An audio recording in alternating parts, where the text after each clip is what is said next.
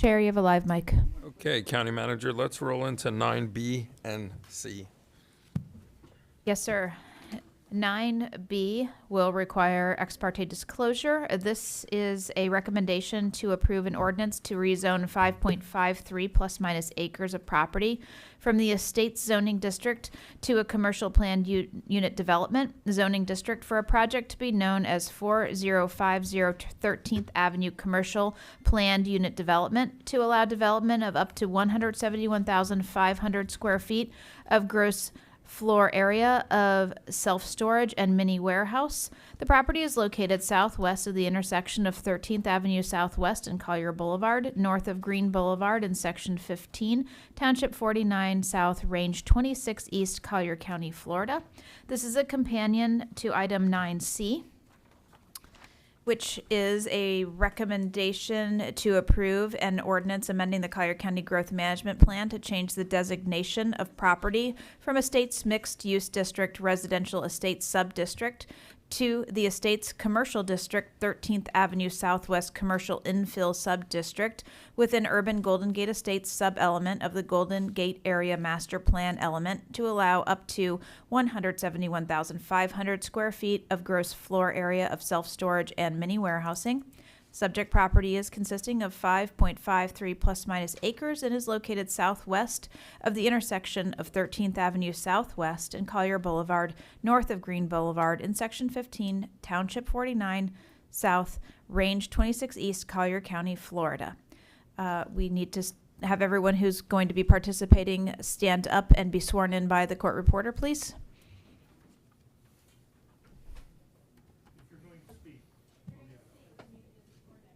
If you're going to speak on this issue, we need you to stand up and be sworn in, please. Thank you.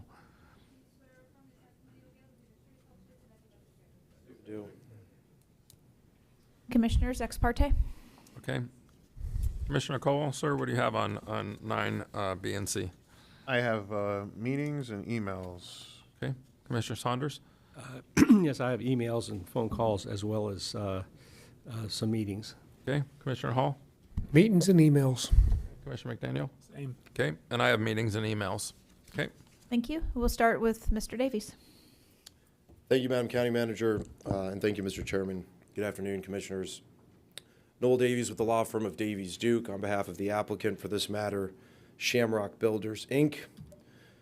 I have with me today Greg O'Haron, our client representative. Patrick Vanass is our professional planner. James Banks is our transportation engineer. Lori Swanson is our civil engineer. Park Lewis is our ecologist, and Russ Wire is our economist. Our pending applications include a site-specific growth management plan amendment to create a new sub-district, as well as a corresponding rezone to PUD application to allow the self-storage use only. The subject property is located at 4050 13th Avenue Southwest. Our total acreage is approximately 5.5 acres, and we are currently zoned estates. The property is immediately adjacent to 2 Florida Power and Light power plants. Here are some visuals of what sits immediately next door to the site. I'd like to walk you through, Commissioners, how this project has evolved from initial submittal to today, and the significant number of concessions and compromises that my client has made to accommodate the neighboring residents. My client and our team has been very involved in engaging with the neighbors for many months now. We've had 2 separate neighborhood information meetings, one via Zoom and one in person. In addition to that, we've had 3 separate meetings with the neighbors, as well as multiple email communications. We have worked through a number of changes with your county staff in response to requests from the neighbors, and have kept the neighbors updated throughout the process. So here's where we are today. First and foremost, there will be no access on 13th Avenue Southwest. This was a major concession from the developer and was the primary concern of the neighbors at the first set of neighborhood meetings. Our original submittal did include access on 13th, but it has been very important to my client to work with the community. We've worked with staff, and we've agreed to move all access to 951 only. This is at my client's significant additional costs and will include a left turn in from 951 northbound. Again, we've worked very hard with county staff on this to obtain this as the only access point. County staff is in agreement, and we've redesigned our site. You'll see the 3 different master plans to ensure the no access on 13th at the request of the neighbors. You'll see in yellow on this slide the left turn in from 951 northbound. This is at the southeast corner of the site, and this will be, like I said, the only access point. In addition, there will be a school bus stop with parking for parents to wait in their cars that will be constructed on my client's property at my client's sole cost. We heard safety concerns from the neighbors that exist today with respect to the school bus stop here at the intersection of 951 13th. Again, safety is very important to the team and to my client. And even though this is not my client's responsibility, and even though the access has been moved, there will be no traffic on 13th as a result of this development. Nonetheless, as an additional gesture of good faith to the neighborhood, we will be constructing this school bus stop and waiting area on our property so that there will be a safe place for children and their parents to wait for the school bus.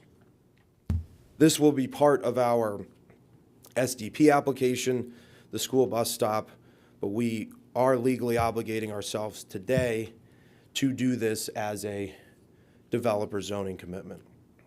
We've also reduced the square footage of the project by 3,500 square feet. We have eliminated this building that you see on the slide. This was an office building that was closest to 13th.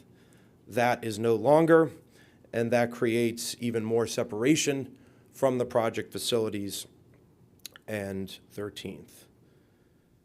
So to return to this slide, the separation from 13th is now at a 148-foot setback. This is above and beyond what's required by county code and shifts all the activity on the site as far south as possible.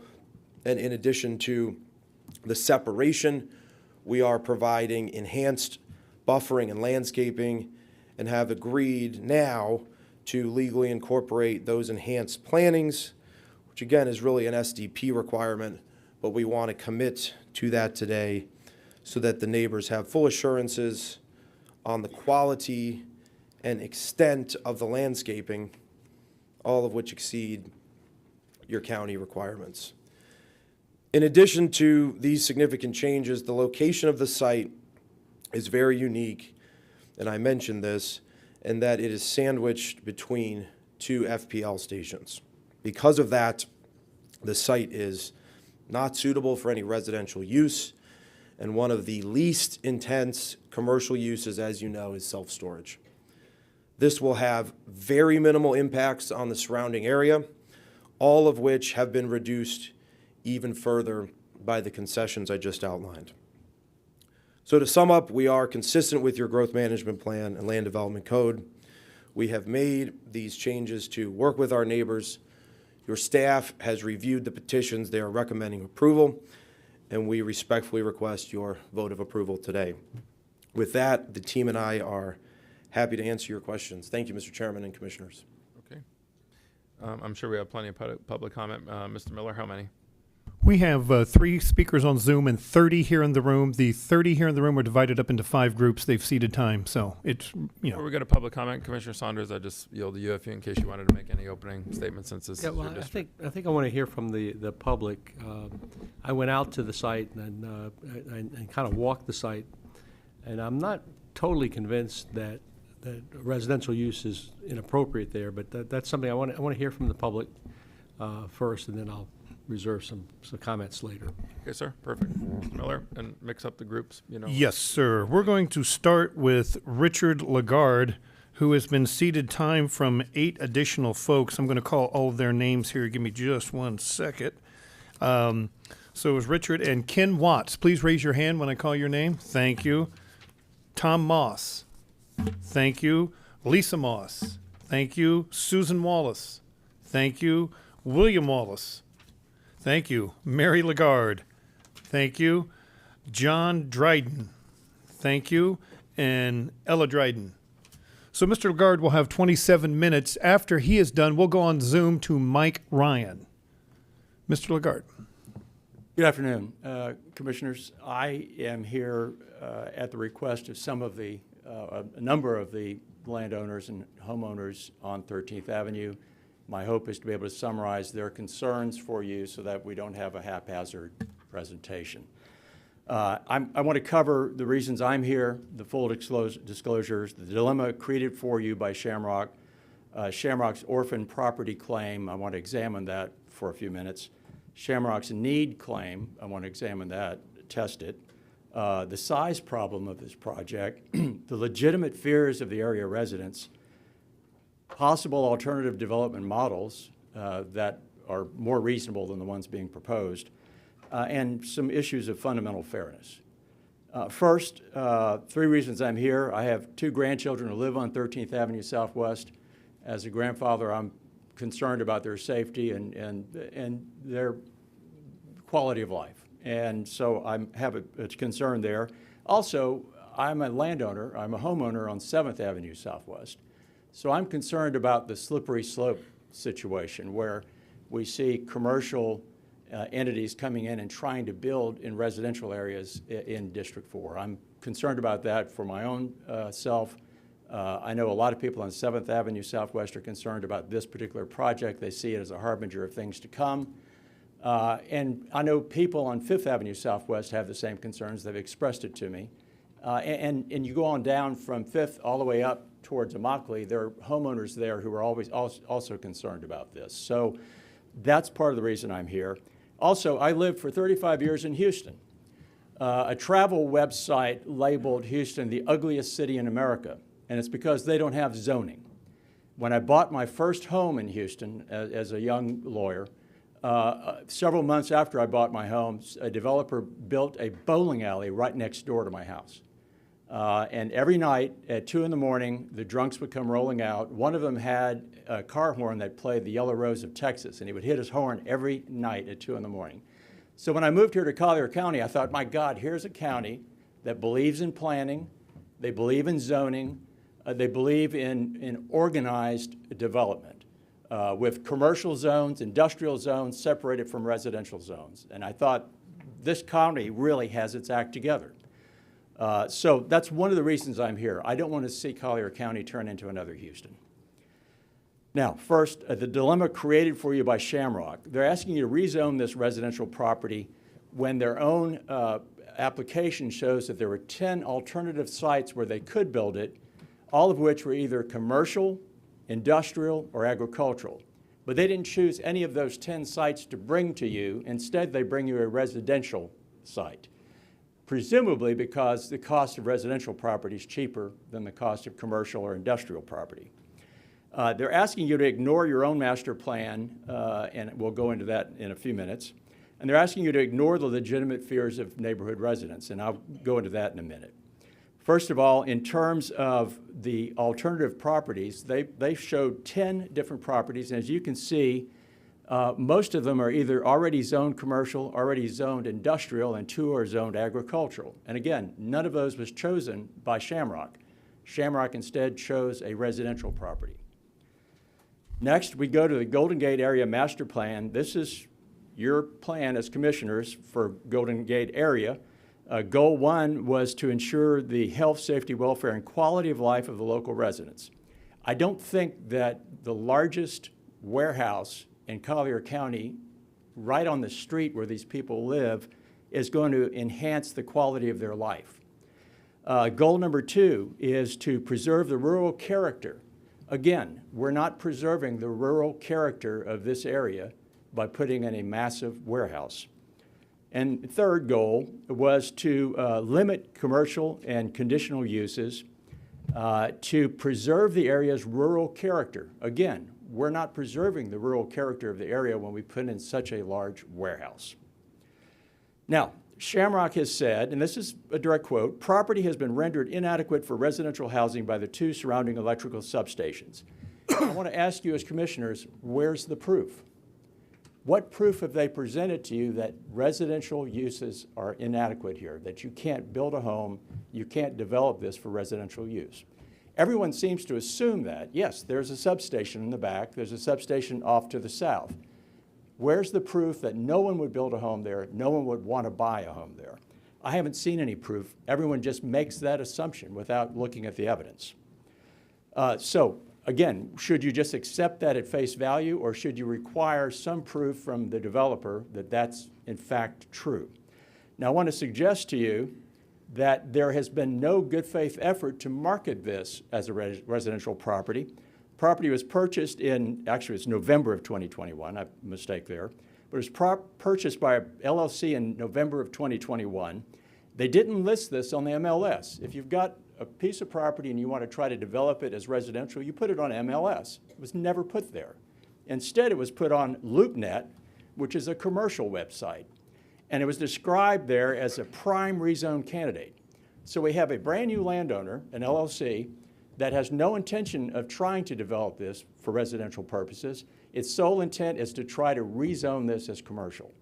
So again, when you're told the main reason you need to go along with this is because it has unfit for residential use, no evidence of that and no attempt, no good faith effort by the landowner to try to develop this as residential property.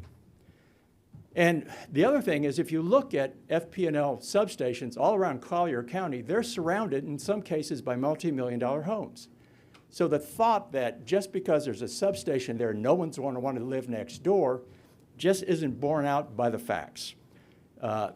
Here's their purchase of the property. They bought a 2.77 acre plot, and right next door a 2.77 acre plot. Those 2 plots make up this property that's the subject of the rezoning. Here's a house that was on the property, and it was occupied through 2017 by Mr. Parker, who owned Parker Tree Service. He was renting the house. And in 2018, FP&L obtained or acquired that tract, developed its new substation, and then ceded the tract in front back to the trust that owned it. And it was subsequently bought by the current landowner, the LLC. But you know, the fact that you've got a model home here, and no one has tried to rent it out, no one's tried to sell it since the current property owners purchased it. So, but we're just supposed to assume that no one will want to live there. Now, here is the MLS listings for that house. It hasn't been listed on MLS since 2010. So again, no one has tested the market. Here's the LoopNet listing, and it says it's a prime rezone candidate. Again, the landowners went directly into commercial ventures and didn't even try to develop it as residential, which is what it's supposed to be. Now, I wanted to show you for a second. Here you have the subject property, and just below you see a home that sold for $1.7 million in March of last year, and it's right next to the FP&L facility. Again, if this is unfit for use as residential property, why is someone buying a $1.7 million home right next door to FP&L? Can you go back for 1 second, sir? Yes, sir. Okay, I got it. I was trying to read what was in one of the Oh, boxes. sure, yeah, it's a little bit small. Here we have another FPL station in Gray Oaks, and you've got $3.9 million home there, $5.4 million home there, $7.8 million home there, which backs onto their substation and high power lines. Again, why are we assuming that this is not fit for residential use if it's good enough for people in Gray Oaks with $7 million homes? Here is Foxfire Country Club. Again, FP&L substation there, and it's surrounded here in the back by homes in the $800,000 range. And one just across the street sold for $475,000 this year. Here's another FP&L substation in Willoughby Acres. Again, you got $700,000 homes backing onto the substation. No problem for them. And then we have Solana Road FP&L substation, and we've got $500,000 homes, $700,000 homes backing up to it. No problem for them. And here's a brand new subdivision next to the Florida Sports Park substation, $900,000 homes going up right back behind it. So again, the evidence is just not there that this property is unfit for residential use. Let's talk about the need claim that Shamrock had set forth. They said there's a demand for self-storage in this area. Well, this area being Golden Gate Estates, where's the need for the residents of Golden Gate Estates? Most of us have 2.5 or 5 acre lots with storage buildings in back of our homes. We don't need the self-storage. So who is the self-storage for? Who are they building it for? Not for us as neighbors. So the question is, why are you putting it here? And who is it you're really aiming at as your target audience? There's, in the prior year or two, there are 822,000 square feet currently permitted, being built, or being applied for in Collier County. That's a lot of self-storage space. And more importantly, every CubeSmart in Collier County is offering discounts and free rent. Now that to me is a sign of oversupply. You don't offer free rent and discounts if there's no space to be had. So I do question the assumption that there's a need for storage space. And here's the list of all the storage units that are either being developed, being built, or have recently been built in Collier County. Now, you look at national statistics. If you look on the left up here, the self-storage, I may have to have my glasses on for this one, the self-storage occupancy is on its way down. It peaked earlier in 2022 at the end of COVID, and now it's trending downwards. On the right-hand side, you see that the cost to rent self-storage is also trending down, which raises questions as to whether or not there's a big future for self-storage in terms of nationwide. And again, these are nationwide figures. I understand Collier County is different. We have a lot of folks retiring down here. But again, the ones who retire to Golden Gate Estates, which is the subject for this property, by and large, we don't need self-storage units. Maybe apartment dwellers do, but they're not here. That's not the folks in our area, not the folks on 13th Street for sure. And if you look at the bottom, these are all of the CubeSmart self-storages that are offering a month's free rent and 15% off on the normal price. Again, some sign, some market sign that there is not a shortage of units here. A lot of this is, you know, you can, with market studies, you can make them appear to be whatever you want them to appear, but this is the fact that there are people, are CubeSmarts in town that are offering free rent and 15% discounts is some suggestion that there are vacancies. I called the CubeSmart on Vanderbilt Way this morning and asked them if they had vacancies, and they did. And they offered me half month's free rent and 15% off. The size problem. This warehouse is massive. The average size of a CubeSmart in Collier County is 68,000 square feet. They want to build 171,000 square feet. Think about that. The average size of all of the self-storage warehouses in Collier County is 65,000 square feet. Again, they want to build one that's 171,000 feet on a residential lot. Now, here are the list of all the different storage units in Collier County, and you can see we have all the CubeSmarts added up, all of the extra space storage, all of the public storage, all of the lockup storage, and then the boutique storages, and they all add up to 65,000 as the average. I don't see any of them on there that are 171,000 feet. So based upon this list, this is going to be the largest storage unit in all of Collier County. Again, on a residential property. So let's look at what the size is that they're proposing. It's bigger than the Amazon Distribution Center. It's bigger than Naples Community Hospital. It's bigger than the waterside shops in Naples, and it's almost as big as the Super Target in North Naples. That's a lot of square footage to put on a 5-acre lot. Now, let's talk about the legitimate fear of the area residents, as they've expressed it to me, and as I have fear of the safety of their children. Yes, the developer has offered to, or has said that they're going to put the entrance on Collier Boulevard. And I think anyone looking at this knows that you can't have 18-wheelers, box trucks turning onto 13th Avenue where school children are waiting for their school buses, where they're getting on and off their school buses. That's just too dangerous. None of us wants to see a tragedy happen. So yes, locating the entrance to Collier, it's a must. I don't think anyone would want to see trucks coming in and out of 13th Avenue Southwest. My concern, and I've raised this before, is if you do permit this development, that there may be a temptation to use the entrance on 13th for construction. And we're talking about a year, year and a half, however long it takes to build, of 18-wheelers delivering steel beams, 38-foot concrete wall slabs, turning onto 13th Avenue Southwest where all these school kids are. So at the very least, if you decide to allow them to do anything, I think there has to be a provision which bars them from using 13th Street Southwest during the construction phase for the safety of the children. Let's talk about crime. There is my son-in-law, who is a Houston police officer, would tell you his experience with crime in self-storage units. But let's look at just the last 90 days.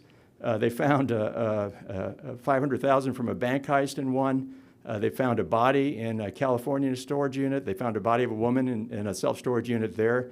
They found a couple living in a CubeSmart. They found a meth lab in a CubeSmart. Their fear is not unfounded. There's no doubt that self-storage units do attract crime. More importantly, they're not talking about building here one of these internal building type self-storage units. Yes, that's part of the project. They're talking about building a lot of these one-story tall garages where you just drive up, pull up the garage door and back in whatever you want to back in. That's very unlike the other self-storage units around us. And the problem with that is it does breed crime. There's no regulation of what you can bring in, what you can put in that self-storage unit. Let me show you some of the fire problems that has.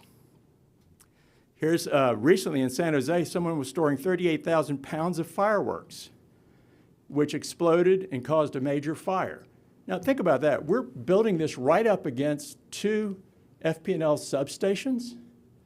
I mean, is it smart to have this kind of a fire hazard next to an FPL substation? I don't think it is.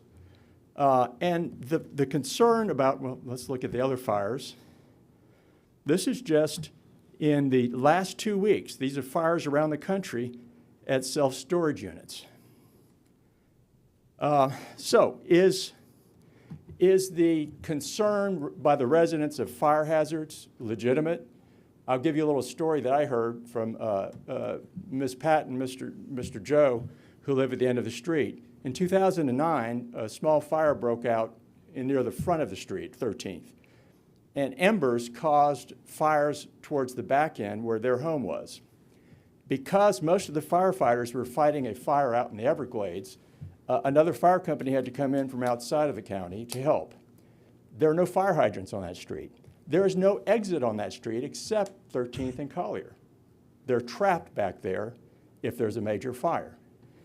And they had to stand there and watch as their two-car garage and cabana in the backyard burned because there wasn't enough water to put out those fires and also protect their home.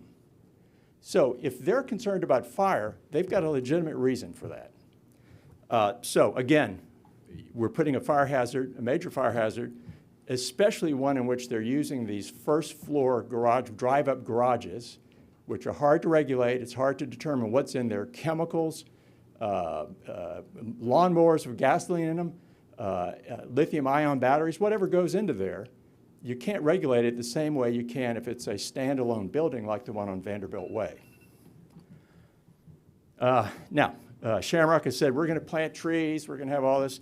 Here's one in Ann Arbor where Shamrock had this proposed drawing of what they were going to do. Here's what it actually looks like. Here's one in Cleveland, Ohio. This is what Shamrock said it was going to look like in their drawings. Here's what it actually looks like. And they developed these standalone one-story garage units, and you can see there's actually a drive-through for 18-wheelers. I don't know for a fact whether their project is going to have one of these drive-throughs for 18-wheelers, but if so, it's a concern for us. Now, let's talk about alternative development models. Let's assume, for the sake of argument, that no one would want to buy that model home that was resided in up to 2018. Let's assume that it has to be torn down and something new built.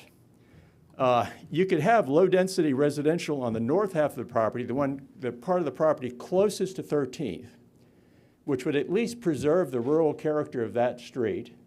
And you could build something on the south end that's reasonable and appropriate, that is also closest to the FP&L site to the south and closest to the FP&L site to the west. Let me give you some examples. If I can make this work. There we go.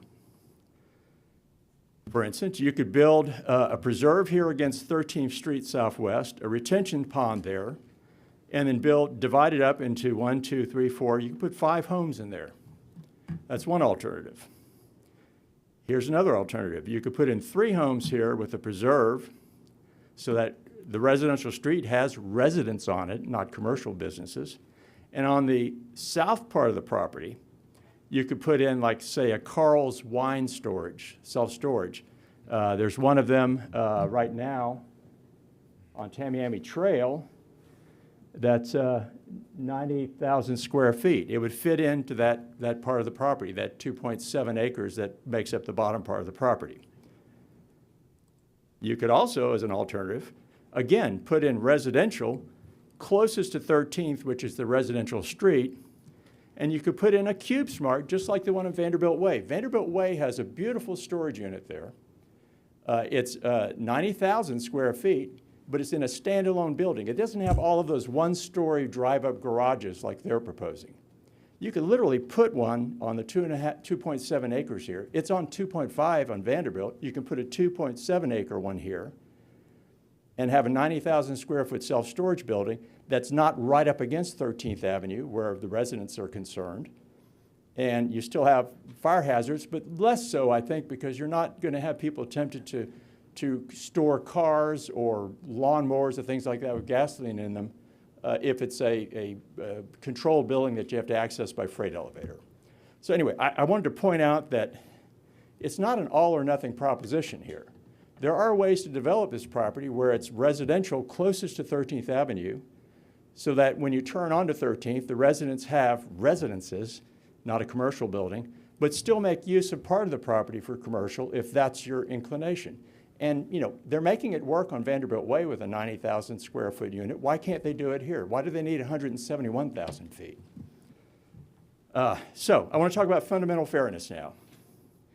The residents of 13th Avenue have sacrificed for this county. This substation was built right on their street. And so, yes, they've made a sacrifice. It's for the greater good of the county.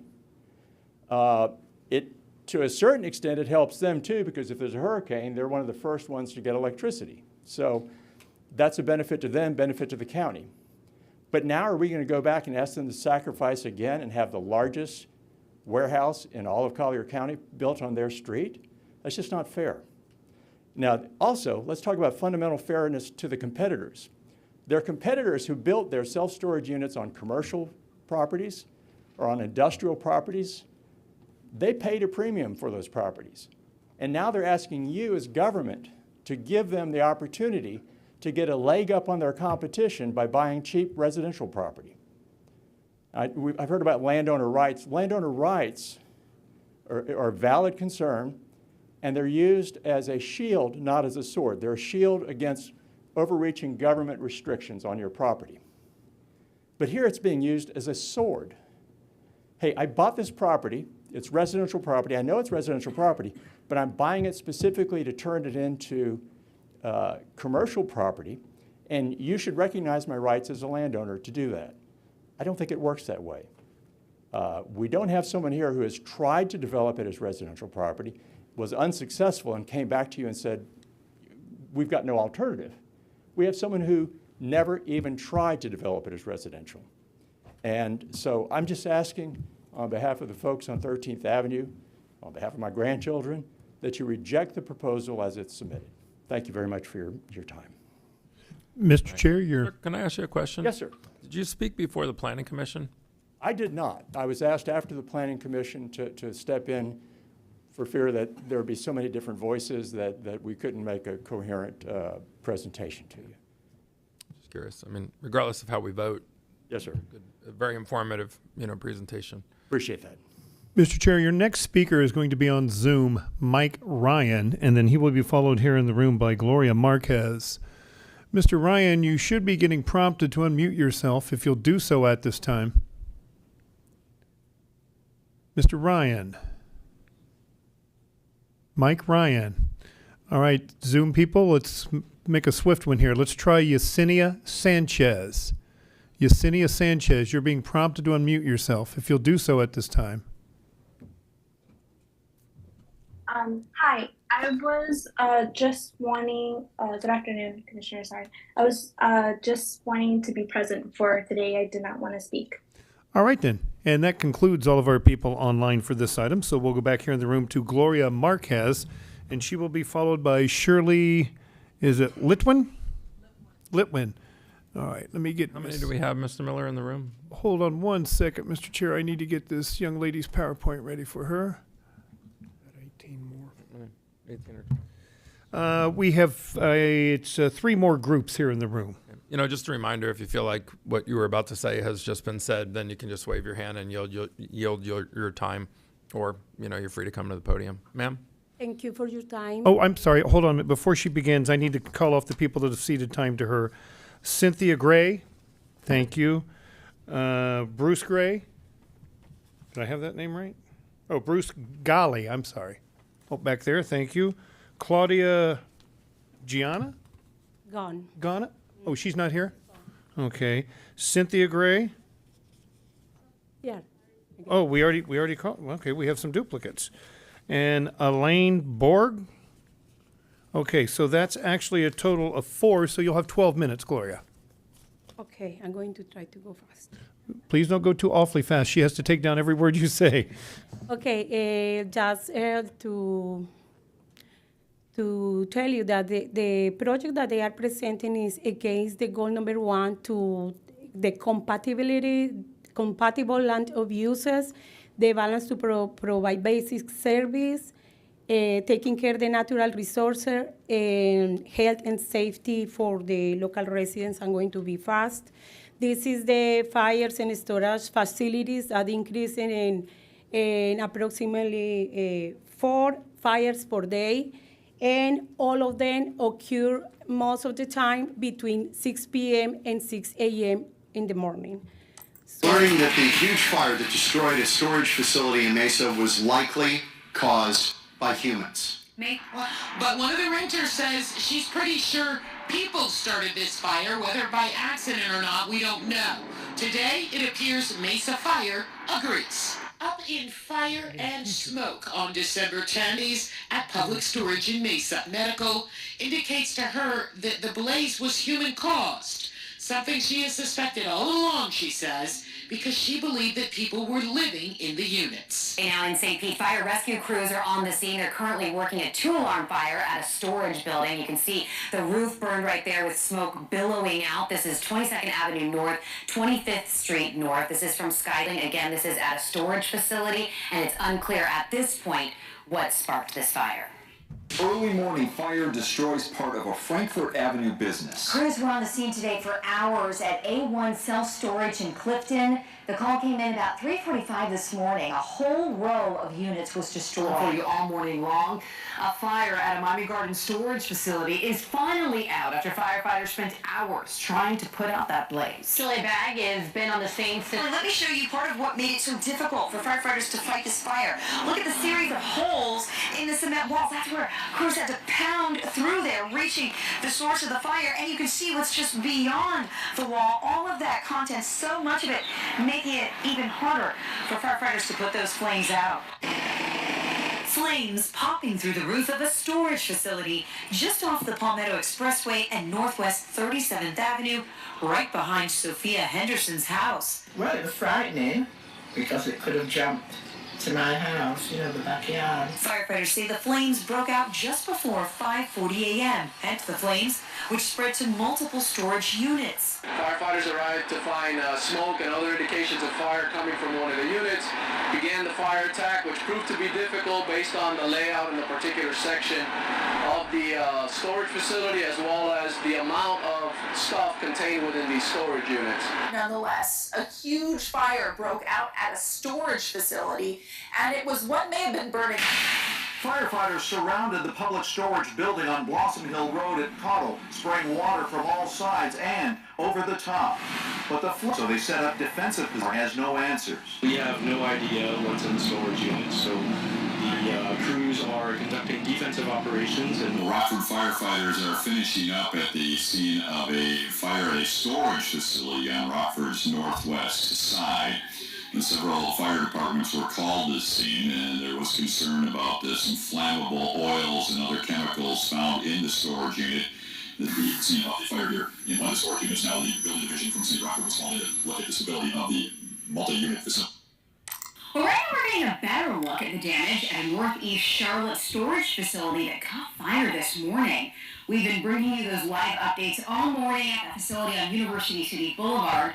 Crews from several fire stations were called in to get it under control.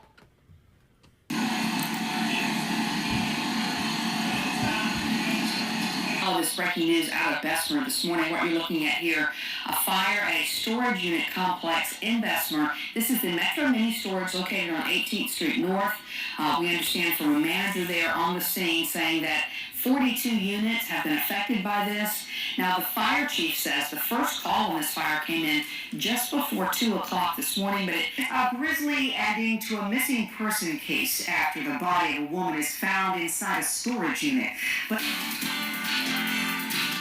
a body has been found. Why I'm putting those examples here is because all of those storage units at 70,000 square feet. So we are going to be in the double of risk of those people. This is inconsistent with the predominant land of usage. This is in 2019. This is 2020. We didn't have the power station there, so the FPL they decide to make an extension. So they make this extension here. So this is our contribution for the city, and we have enough now. A relationship between the roads, between the service that we have in the neighbor is really important, and we need to consider that we don't have exit, and we cannot put a lot of things in this stuff because it's going to be a conflict point. According to the Collier County Community Character Plan, they want that to create great neighbors with a lot of connection, and they are not saying that we have to do something like industrial and another kind of things like that. The sector is residential. If you see the green zone here means that they are residents, so they are residents around along the Collier Boulevard, and we understand that we have some sub-districts that they are commercial. They are in the intersection of main roads, Vanderbilt, Pine Ridge Road, Collier, Immokalee Road, and here we have some sub-districts too. But we don't have connection in the 13th Avenue. So this is not a place for put a sub-district in this place because we don't have a connected road. And we have traffic conflicts points now. We have a lot of conflicts here. We have conflicts for cross conflict, merge conflicts, and diverge conflicts here.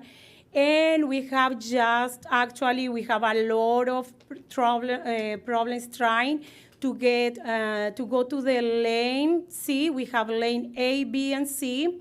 So we have a lot of merge conflicts. They are considered minor conflicts, but we have major conflicts here in the 13th Avenue. So they want to place the same thing because they want to put an access to the store unit this way. So we are going to have the double traffic conflicts there. So this is a conflict point. This is a 3D that I want to do. This lane all the time is moving. They never stop. This is North Collier, and they are coming over there. We have to do something like that I'm going to show you. This is the thing that we have to do every day to try to get. We have two bus stops there. So this is, we have to take, if we want to go North Collier, we have to do a U-turn in the Green Boulevard, and it's so hard to do it. As Richard said, we have 5 storage units, 3 miles from 13th Avenue. So it's too much. We have 5, 3 miles for our street, so we don't need more. It's enough with the electrical power station. Electrical power station is on a basic service, so no the power station. No the store units. Massive construction. I make an animation what they want to do. No windows, no nothing, but this is the thing that they are proposing to us. Is on a scale, just 3 floors, and a lot of units. This is the lot. This is the area that they have for the 2 lots.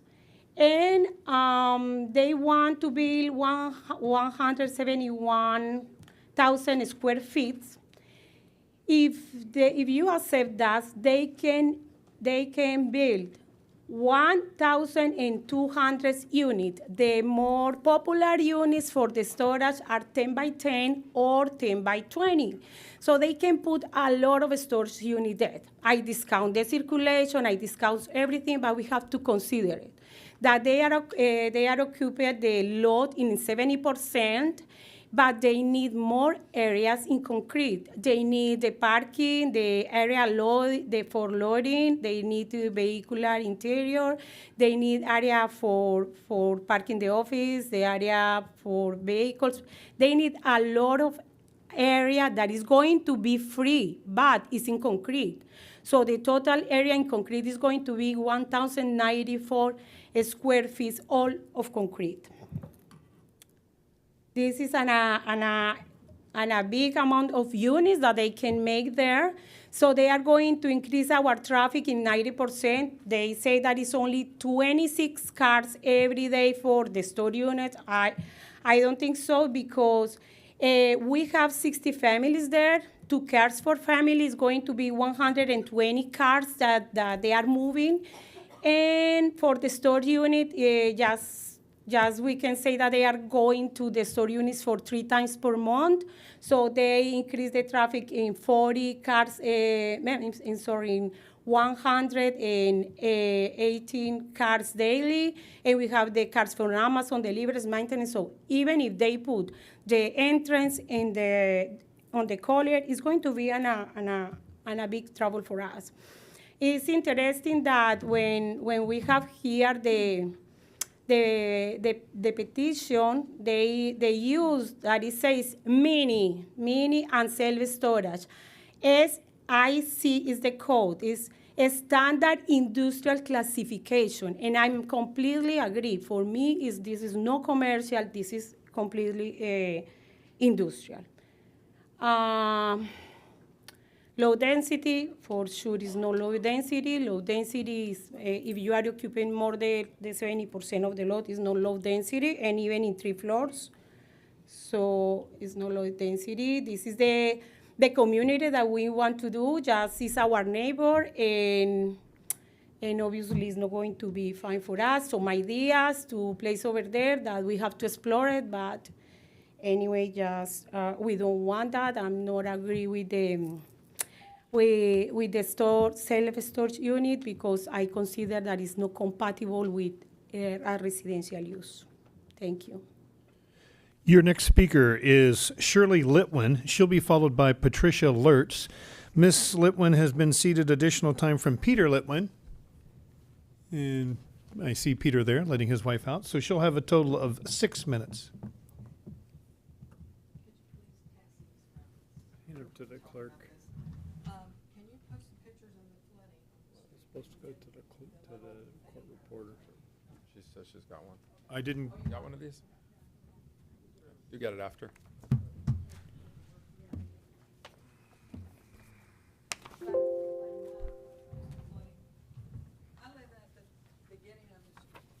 Ma'am, you'll have to wait till your comments till you get on microphone.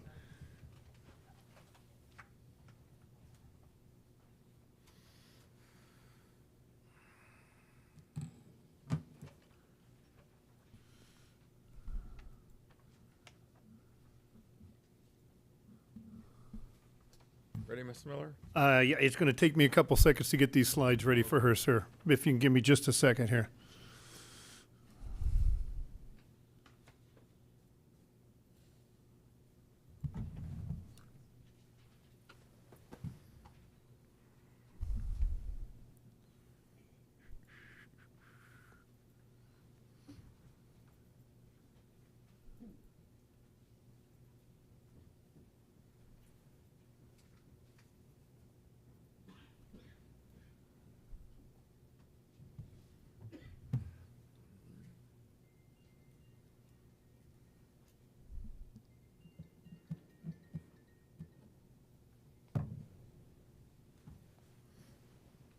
One more second, sir.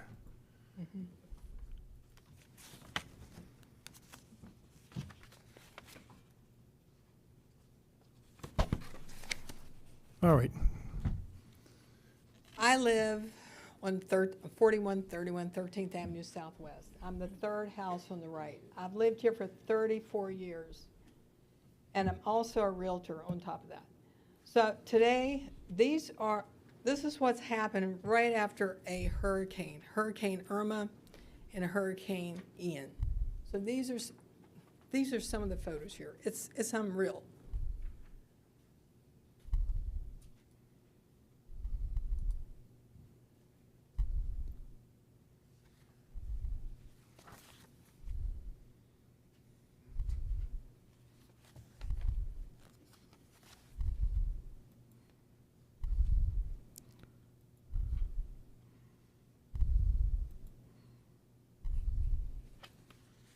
And that was the final picture. I think that was it. So we fear that all this hardscape that's going to come with this building is going to cause us more problems because any excess water is going to flow west towards us. We spoke with the engineer to the county, and he told us that. He said there's going to be a berm and everything, but the excess is going to flow. Don't you think we have enough water here? So anyway, thank you for the photos. This was mentioned before that Parker Tree Service lived there. He lived there around, September 2017. That was Hurricane Irma. And Noel Davies said that no one has lived there for 15 years. This is not correct. Parker Tree Service lived there for 2 or 3 years. So, let's see. Larry Brooks died on October 2019. He was the owner of this property.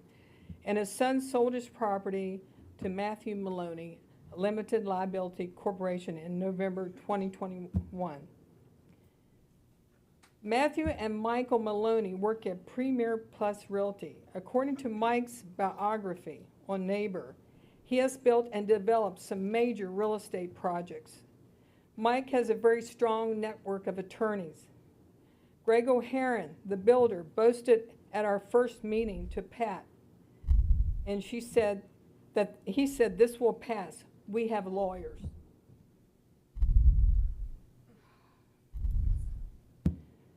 Matthew Maloney, he became this manager of 4050 13th Avenue Southwest Limited Liability Company. He submitted a property disclosure form on February 2nd that you have in front of you. Matthew failed to disclose that he was a realtor and that Eric Johnson was the chief financial officer of Peloso Movers. A person who hides nothing has nothing to hide. I got this from another realtor. Eric Johnson is part owner of this property. My friend told me that Eric Johnson is the chief financial officer of Peloso Moving and Storage and an agent for United Van Lines. He said that he was probably going to use most of this storage building for himself. He said that he just moved a friend of his and he needs more storage. I told Noel Davies outside here, I said, Noel, I'm aware that Eric Johnson is part owner here. And Noel said, it's a limited liability company, and left. At the planning meeting, I brought it to the planners, and they talked to Noel about it, and Noel said he's a human. He can't even mention his name. I'm so tired of the lies. I am. Anyway, I told this to the planners. They voted 3-3. And these were the contingencies. United Van Lines could not control most of these storage units and add a shelter for the kids. Thank you for your time. Thank you. Your next speaker is Pat Lurch, and she will be, oh, well, hold on a minute. Pat, I'm having trouble finding your PowerPoint here. Give me just a second. No, that's not it.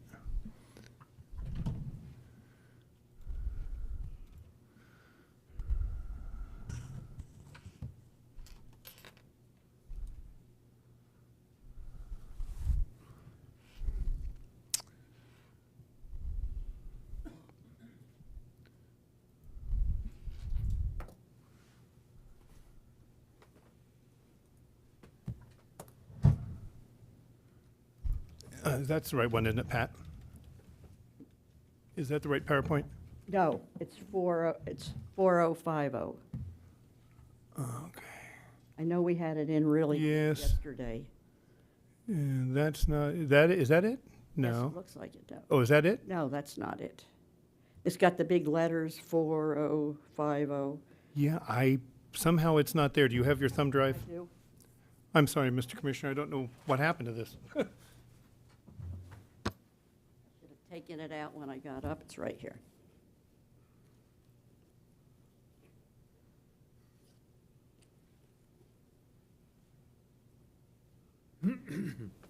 There's 3 people in that pocketbook. A woman's pocketbook. It is here. This is terrible. I haven't eaten all day. If you I find am so anything in sorry. there, quarter pounder with cheese, I am so burrito, you know, candy bar, hard candy. You know what I'm going to do? I'm going to give him my pocketbook. Okay. I don't mean to do that. And while you're looking, I'll be talking. I don't really feel. Don't get snake bit. Thank you, The scary part is he has the nerve to stick his hand in a woman's pocket. He is a sweetheart. That's He like really a is. major league no. That's rule 101. Never do that. It's not in play. Okay, wait a minute. Hold on. Goes my cards, there goes everything. I know, here it is. Hold on. Right in here. There we go. What a way to make an entrance. Wow. Now we're counting on this presentation to be like fabulous, Yeah. fabulous. Slides, movies, you know, all kinds of things. It looks like a mess right now. She gets a gold star just for doing that. Last, yeah. Okay, we'll get you all squared away here. My pocketbook, I just changed pocketbooks. It shouldn't look like this. I'll just tell you, this young lady has burned more shoe leather in this building, hitting all of our offices with You didn't know I put a bill in for new shoes. Pat, let me read off these names of people that Sure. have ceded time to you real quick. I'm so sorry. Darlene Mazinski, thank you. Madeline Jean, oh, I can't make out the last name. Is it? Okay, it's Madeline Madeline Jean Giles. Giles. But she had to go pick up her children. Okay, Hagen Ruring. Higgins here. Oh, okay. Sorry, I missed him. Wow. Is this Amy Lohner or Ari Lohner? Oh. Lohner? That she had to leave and go get her children. Okay. Joe Lurch. He better be here. Mary Klein. Mary Klein. Okay, I've got Mary. All right, Pat, that takes us down to 5 people, so that'll be 15 minutes. Okay, thank you. You're quite welcome. Okay, I put up this, I want to do really 3 things. I want to do talk about our Golden Gate Area Master Plan, how important that is. And I want to talk about really the main important things to me. I wanted to do the power plant, but I know it's been covered, and I gave that to Troy Muller yesterday. But I want to talk about Modalyn Jean Giles, because she's our number. So let's go through this PowerPoint really fast. You all know the history of the Golden Gate Area Master Plan, and you can see there, I mean, I don't think I have to read every item, but you can know what it's important. Let's read it. Okay, Golden Gate Board of Commissioners adopted the county's Comprehensive Growth Management Plan on January the 10th, 1989, and they just updated it in January, I've got it here, it was updated in February the 20th, 2023. So that's been updated, and I am so glad it is, because that is so important. That is what's really saving us. So we've got this, so you know what it is. You all have been there in the thing. So let's skip to the next one. And now, listen, I have to apologize. I went ahead and put a picture in of our Commissioner Rick LaCastro.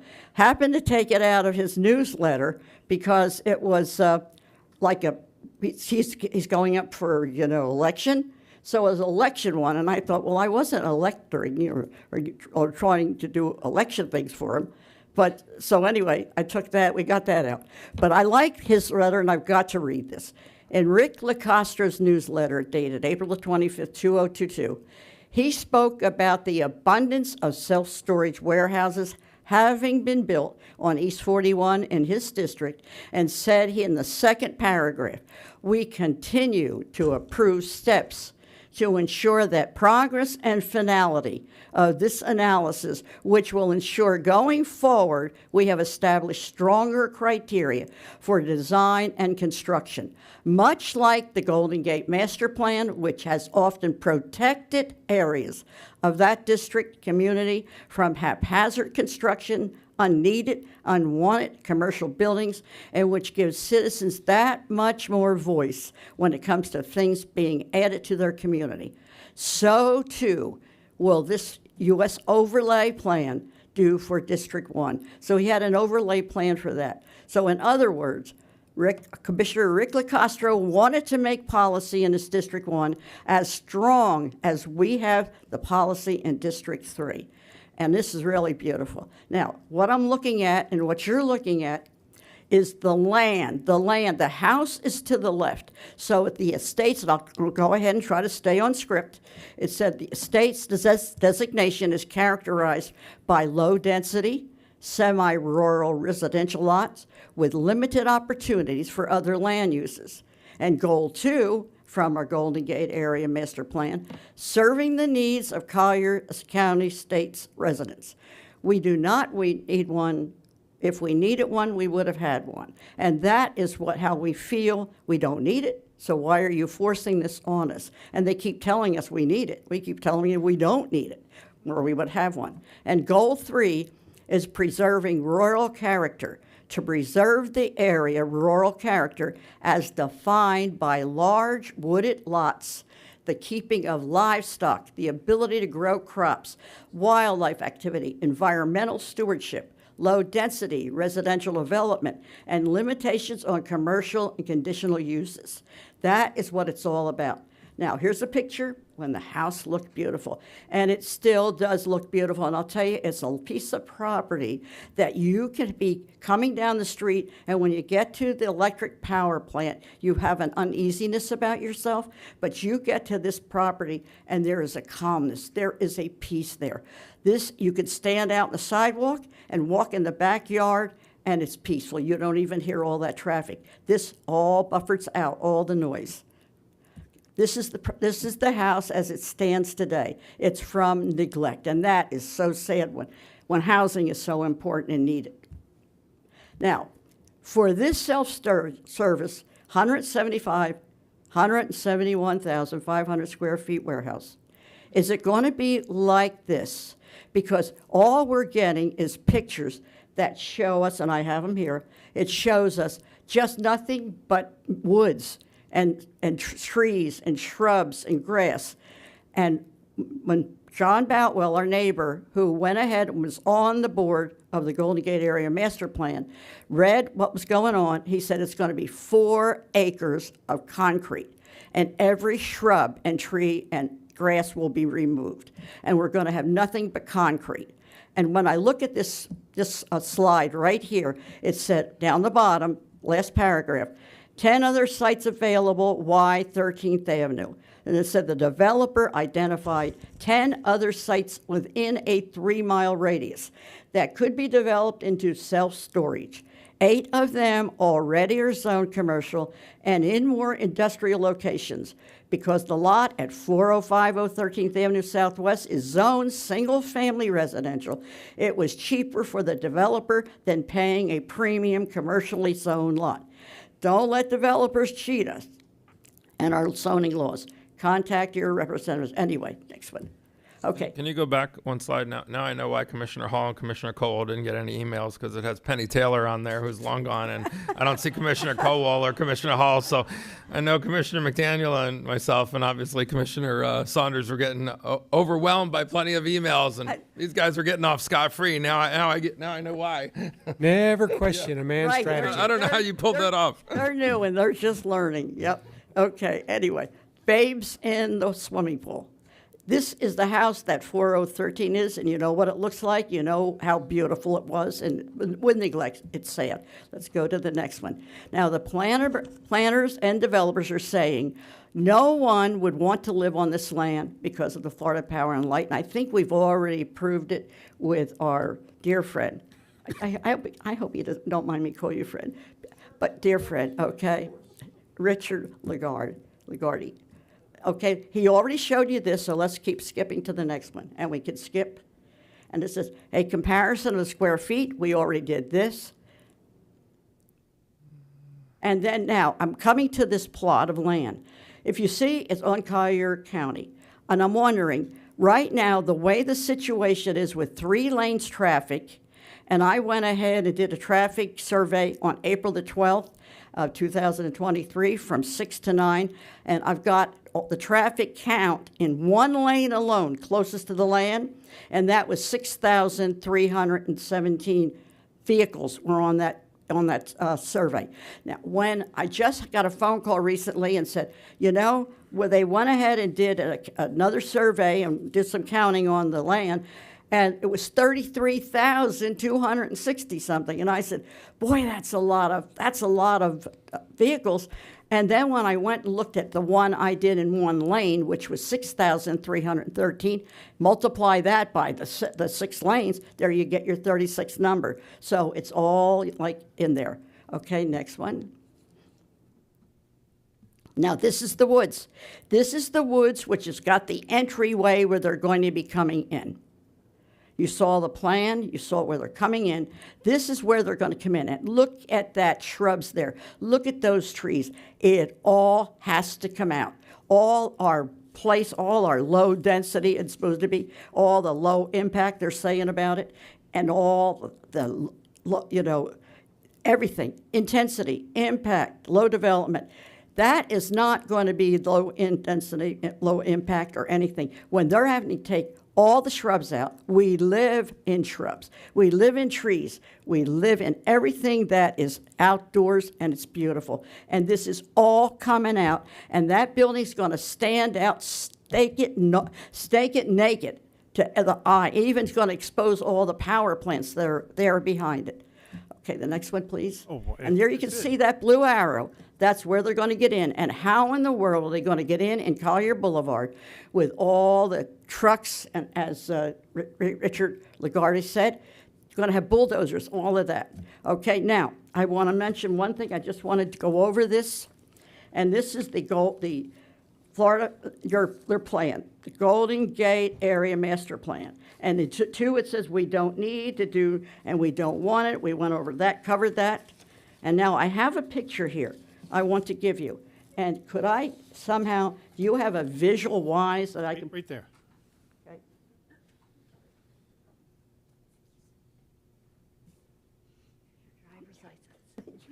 I wouldn't get home. Okay, no, that's it. Got to go the other way. More Amy. What are you doing? One more time. There you go. All right. If you will look at this house and you see that the drive-in right across the street, 18 feet, 8 inches is where the drive is to where they're building this warehouse. This house, there is a mother and father and grandmother and 4 children, ranging in age from high school down to kindergarten. And she also is a doctor. Her husband is a doctor, and they're working 7 on and 7 off, 7 days a week. That's their sleeping quarters, where they sleep. The hours of the warehouse was going to be 7 to 9. Then it went up to 7 to 10. Now it's 6 to 10. And they're going to be open 7 days a week, 16 hours a day. You figure how many days that place is going to be open. Oh, they said, oh, well, they'll be closed, and it's still going to be open after it's closed after 10 o'clock. People are going to be coming. They'll have their card to get in. And they're going to hear all this noise. This is residential. This is not commercial. So why should somebody come in that is commercial and disturb our residential? Now, I was at meetings yesterday, and we were told, but they have a right. They have a right. And I thought, they have a right? And I went coming home, they have a right? And I thought, don't we have a right? And I kept saying that all night, don't we have a right? And this morning, in my mind, and I know who it was, said, they don't have a right. They knew the property was Golden Gate Area Master Plan, residential estate. They knew that, and yet they still bought it. They bought it because it was cheaper. So they know what they're doing, and now they're trying to force it onto us that we need 171,500 square feet warehouse. They're forcing it onto us that say, oh, it's going to be low density, it's going to be low key, you need it, everything's going to be fine, and we're doing this. We're going to have internal drives in. It's all supposed to be underneath there. You won't know it. You won't, well, I'll tell you what, we will know it, because it's going to be busy and noisy even trying to build it. And these people have to sleep. Their other businesses are only open about one day. Maybe they're they're closed one day, maybe 2 days they're closed. But this business is going to be open day and night. Nobody's going to stop it from coming. And these people are trying to live, make a life for themselves, and working hard. And we're going to allow that to happen. This needs to be turned down. They can sell the property. They paid $375,000 for the property, and it's worth $450,000 now. They could sell it, and they could go elsewhere. You need warehouses out over east of Collier Boulevard. Let them go out there. It's not that they lost anything. We would be losing. So if they have a problem, we don't. We do have a problem if it's okay. So we're asking you that we can say this. Can we put this one on? That's what we're asking. It's not much. It's not costing them anything, but it's costing us our life. It's costing us our livelihood. It's costing us our way of life. And that would be really coming in upon us and be detrimental. And we don't want that. And I thank you for listening to me and the nonsensical things that are going up here. Mr. Chairman, your final registered speaker is Andrew Blitch. He's been seated additional time from Angelique Blitch, who I believe is right there. Pat. What's your last name? Pat. Lurch. What's your last name? Lurch. Lurch. I Oh, won't that's the leave reason. you. I won't leave you in the lurch. That's the reason she was. I couldn't figure out why you were yelling at Joe, but now I know. Also, Randy Blitch, who, yes, is back there. Dustin Espinoza. Brooke Beardsley. Oh, is that, yeah, over there? Yep, thank you. And Jacqueline Adams.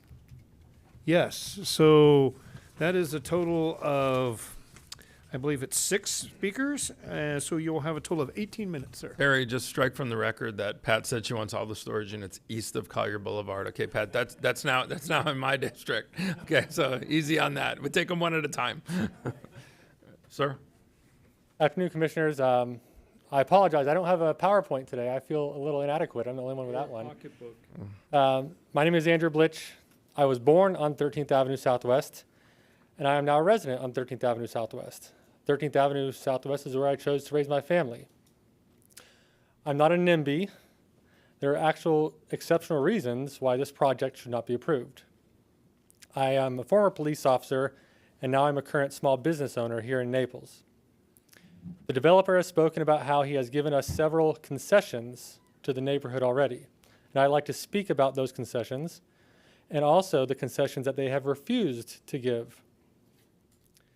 Their main concessions that they are touting is moving the driveway off of 13th and onto Collier, and also adding the bus stop on 13th Avenue. The reason this was done is because I brought it up last year at the neighborhood information meeting. I pointed out how the children's lives would be in danger if they were standing at the corner waiting for the school bus and a large moving truck were to turn onto 13th Avenue. Soon after that neighborhood information meeting, Mr. Davies and Mr. Vaness reached out to me to talk. I invited them into my place of business, and we had a meeting in my office. They acknowledged that there was a danger to the kids, and they were going to try to move the driveway onto Collier Boulevard. They stated that they may have trouble with the county staff approving it, and at the time they did. However, it appears now that the county staff also agrees with the danger that this imposed to the children and has since also agreed to move the driveway onto Collier. I do not consider this a concession. Making a change to ensure a child isn't killed by one of their moving trucks is an obvious given that they had to do. It had to be done. It is in their own self-interest for liability reasons. There wasn't any way around it. They should have realized this in their initial plans. The developer shouldn't be bragging about how they made this change for us and also telling us how much more money it'll cost them to make this change. This obviously had to be done and shouldn't even be considered a concession. The developer also is stating that they gave another concession by adding the covered bus stop and parking area. While this is considerate on their part, it was never something that any of the neighbors ever asked them to do. This should also not be considered a concession because it didn't address any of the real issues that the neighbors brought up to them. The Planning Commission met about this issue about 5 months ago, and thankfully, they did not vote to approve this project. They saw how ridiculous it was to put a building larger than a super target in the estates on a residential lot, and I'm hoping that you do as well. Soon after the meeting, the Collier County Planning Commission meeting, I reached out to Mr. Davies and Mr. Vaness by email. I sent them an email acknowledging that this still may pass, and I asked for several real concessions that they consider in order to make this project less offensive to our neighborhood and the estates as a whole. And here are the things that I asked for. The first thing I asked is to have manned security on patrol overnight while the employees are not there, and to have employees there during all hours of the day when they are open for tenants to have access to it. Currently, their plan is to allow access to their tenants during early morning and late evening hours while there is no employees on site. As I mentioned before, I was a police officer in Texas for 7 years. During my time there, I dealt with hundreds of break-ins to storage units.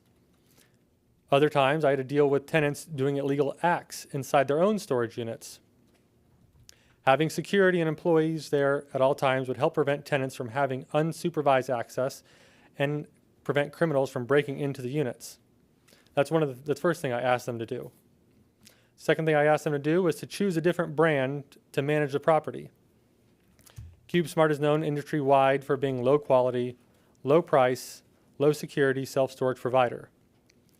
This is Naples, Florida. We don't have to settle for the lowest end brand. We should have higher end brands operating here, especially since they're putting it in a residential neighborhood. So the second thing I asked them was to change the brand. Third thing I asked them was, instead of low quality self-storage, build a luxury storage facility like wine storage or luxury car storage. There are several of these types of buildings and facilities already here in Naples, and they are all able to be profitable, and they're much smaller. Again, this is Naples. Luxury storage will work here. The fourth thing I asked them was to change the look of the building. The current renderings show the typical industrial look with the red roof. Change the design so it doesn't look so offensive and industrial. Because it is being built in a residential area right next to houses, it should have a more residential look to it. If you look at the newer commercial buildings in downtown Naples, for example, they have managed to achieve a more palatable look to them. This developer could do the same. The fifth thing I asked them to do was I asked for no drive-up exterior units. As a police officer investigating all the crimes that happened at the storage units, almost all of them were the drive-up units. A burglar can drive up their car right up to the storage unit, and they won't have to walk very far at all. They prefer drive-ups because they like to work fast. Interior units don't offer the luxury of a fast break-in and getaway. The newer high-end storage units that you see being built nowadays are almost always interior-only units. You don't see many drive-up units being built anymore. Why go back in time and build the unsafe units when the market has already proven that interior-only units are safer and more profitable? The sixth thing I asked them in the email was I asked them to create a much larger buffer of at least 250 feet and add much more landscaping than is currently proposed. Also, the trees, I asked them if they could be larger at the time of planting. Currently, their tallest trees at the time of planting are only 10 feet. Those will not hide the massive building. Taller and more dense trees and plants will help hide the building and be less offensive to us neighbors. The seventh thing I asked them to do, and it's the most important thing I think, is to reduce the square footage to a normal size storage unit. Currently, the largest storage unit in Collier County is 130,000 square feet, and it's on 11 acres in an industrial area. This one is 170,000 square feet on 5 acres in a residential area. There is a newer storage unit on Vanderbilt, just west of Collier, behind the Winn-Dixie. Mr. Lagarde mentioned it earlier. It's interior units only, and it's around 90,000 square feet. I asked them to build something like that. Most storage units in Collier are smaller than 100,000 square feet, and they are able to make a profit. It is not unreasonable to ask that they reduce the size to under 100,000 square feet, given that it is being built on a relatively small lot in a residential neighborhood. After I sent this email, they replied back that they wanted to have a sit-down meeting with me. About a month later, I met them at their office. At the meeting, they told me that in regards to the man security, 24 hours, and the landscaping, that they'd have to talk to their developer about it, but they couldn't make any promises there at the meeting. And I haven't heard anything since about those two issues either. In regards to the buffer being larger, they said no. In regards to eliminating the drive-up exterior units, they said no. In regards to changing the looks of the building to a more residential look, they said no. In regards to creating a luxury storage facility like wine storage or exotic cars, They said no. In regards to dropping CubeSmart and having a higher-end management company, they said no. And in regards to reducing the square footage to a normal-sized storage building, they said no. I then asked them if they would consider any reduction in size at all. They said no. Since the meeting, they reduced it from 174 to 171, full disclosure. But they told me no at the time. I don't understand what the point of the meeting was that they called. They could have just replied back to my email with a simple no. Anyway, the concessions that they have said that they offered weren't very serious concessions. And when I presented real concessions that would actually be more palatable for the neighborhood, they said no. The developer's argument that FPL station has rendered the land useless is not true. Ms. Lagarde pointed that out earlier. There are numerous other FPL stations throughout Collier, and there are very expensive homes right next to them. I've also heard the argument for property rights brought up as well. I own property on 13th. If I asked all you commissioners to rezone my property for a self-storage unit, you would unanimously tell me no, and rightfully so. And they don't even own the property as of today, so they don't have any rights.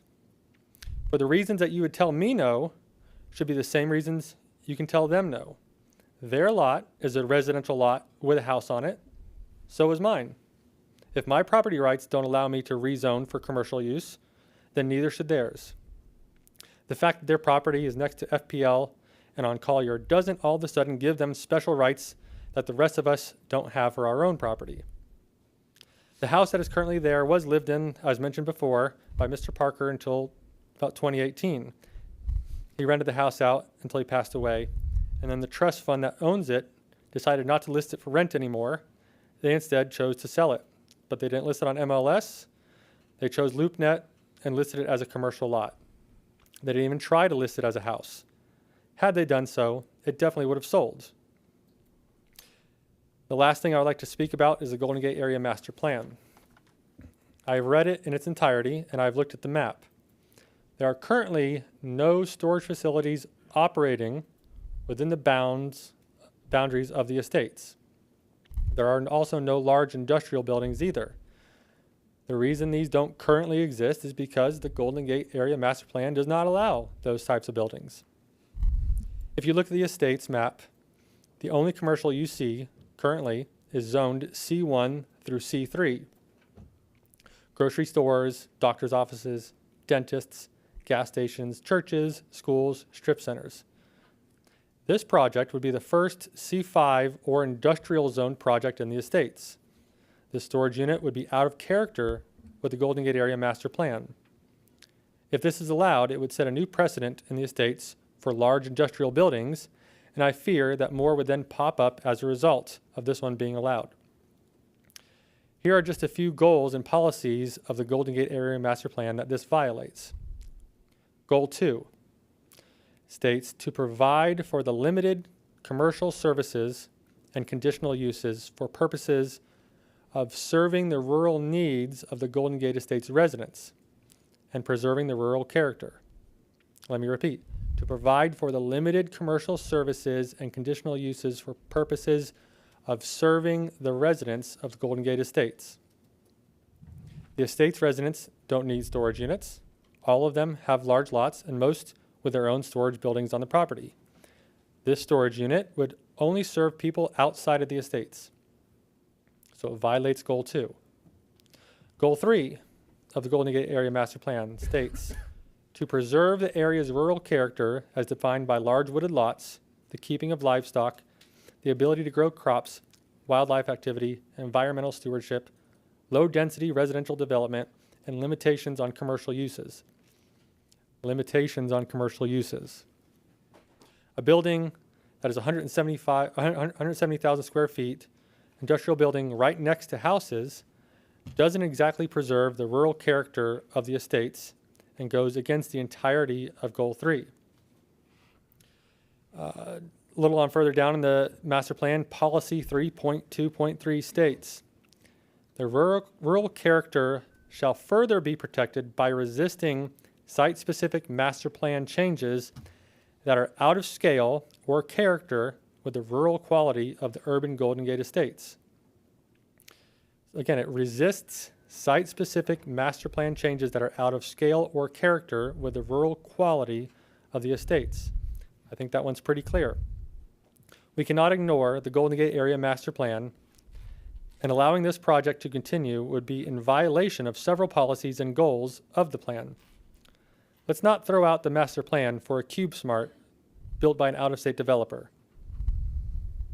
Because of the ridiculous size of this unit, because of the developer's refusal to negotiate and agree to any serious concessions, and because of all the violations with the Golden Gate Area Master Plan, I and the rest of the estate's community ask that you vote no on this monstrous project. Thank you. Mr. Chair, that was our final speaker on this item. Okay. I mean, normally we would take a break here at 3:45. I don't know how deep we are until we've heard from all the speakers. Want to press and continue to, I don't know if we've got conflicting discussion here. Commissioner Saunders, let me turn it over to you, sir, to lead us off. Or obviously, the petitioner has an opportunity to rebut some of that, and that may be appropriate as first, and then I'd like to jump in. Sounds good. Okay. Mr. Davies? Thank you, Mr. Chairman. A number of items to go through here on rebuttal. Start with the residential use comments. So to clarify for the record, we are not the current property owner. We're the contract purchaser. We don't have obligations to market the property. We wouldn't have the right to do that since we don't own the property. We do have property rights to go through your rezone process. We have met your criteria for that. We've provided the requisite evidence to support our petition. Your petitions, your staff has reviewed that and agree that we meet your legal criteria. We don't have to prove to you that there's no viable residential use. I think this is an important legal point. We have to prove to you that we meet your LDC and GMPA criteria for the pending applications. I don't believe there's a viable residential use. You can decide that for yourselves. It's right next to two power plants. I know you all have been there and are familiar with the site, but as a legal matter, I'm not obligated to prove that there's no viable residential use. That's not the correct legal standard. I have to prove to you, as I said, that we meet the county's legal criteria by competent, substantial evidence, and it's our position that the testimony and the evidence in the record, as well as the opinion of your staff, meets that legal burden, which is the appropriate legal standard. There was something mentioned about, several times mentioned that we've ignored, or Mr. Blitch mentioned about, how we didn't make any major concessions. I'm not going to repeat the items that we've made. I think that the record's clear how this project evolved from the initial submittal to today. Those are real and material changes that we have done, and they've been done in response specifically to the requests of the neighbors and the multiple outreach that we've had with them. There was a comment about safety of the grandchildren and the kids on the street. You heard me speak about this.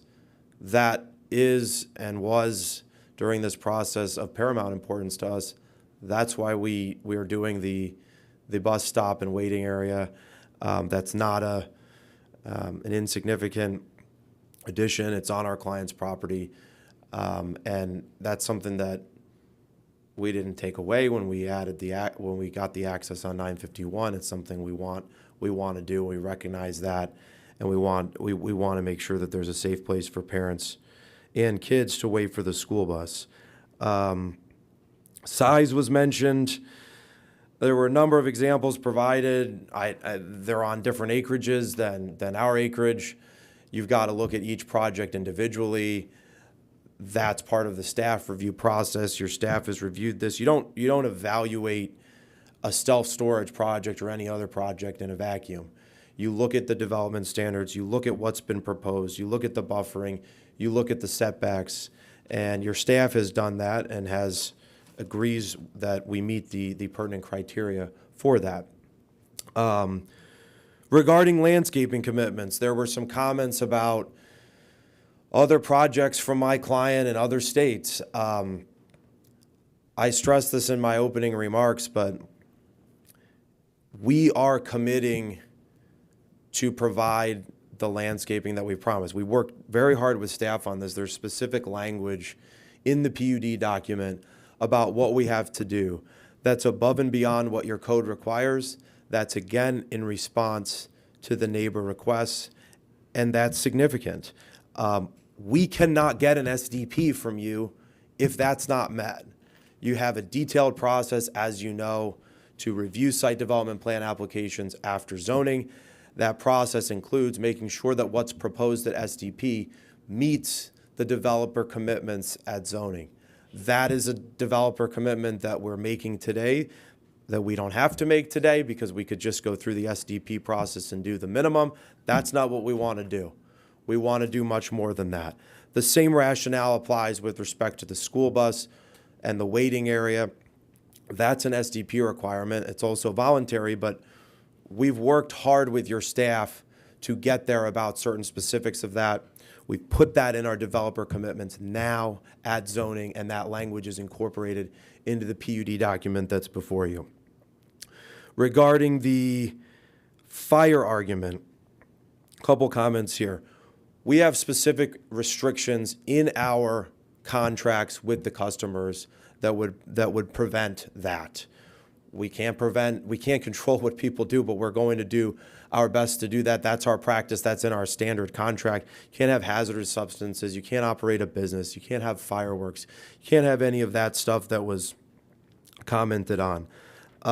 Also, from a strict building code perspective, we've got to comply with all fire codes and building codes.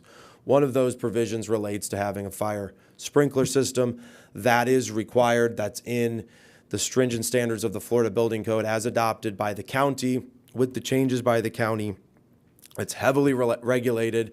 And again, before a building permit can get issued, before a certificate of completion can get issued from this project, I know you're all familiar with the level of detail that goes into inspecting the construction and inspecting those fire suppressant systems, which we're required to do.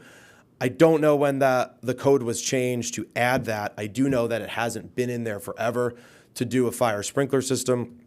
So some of the older facilities, I'm not sure about the facilities that aren't in Collier County, but I know that some of the older ones, at some point that was added to the FBC, the Florida Building Code, so they may not have had those fire sprinkler systems. We will have that. We will meet all fire and building codes. There was a comment about drive-through 18-wheelers. For the record, I just want to clarify, we don't have that. We're not doing that. That doesn't apply to our project. There was also something mentioned about a moving company. Again, for the record, to rebut that comment, that is not the applicant. There's no involvement based on my client with some sort of moving company, so that's not a correct statement.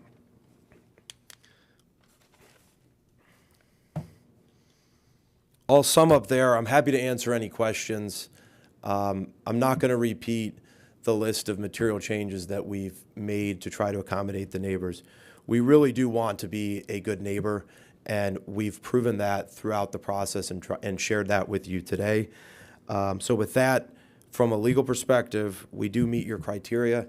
Your staff is in agreement with that, and that's why we're respectfully asking for your vote of approval. Thank you, Commissioners. Commissioner Saunders. Thank you.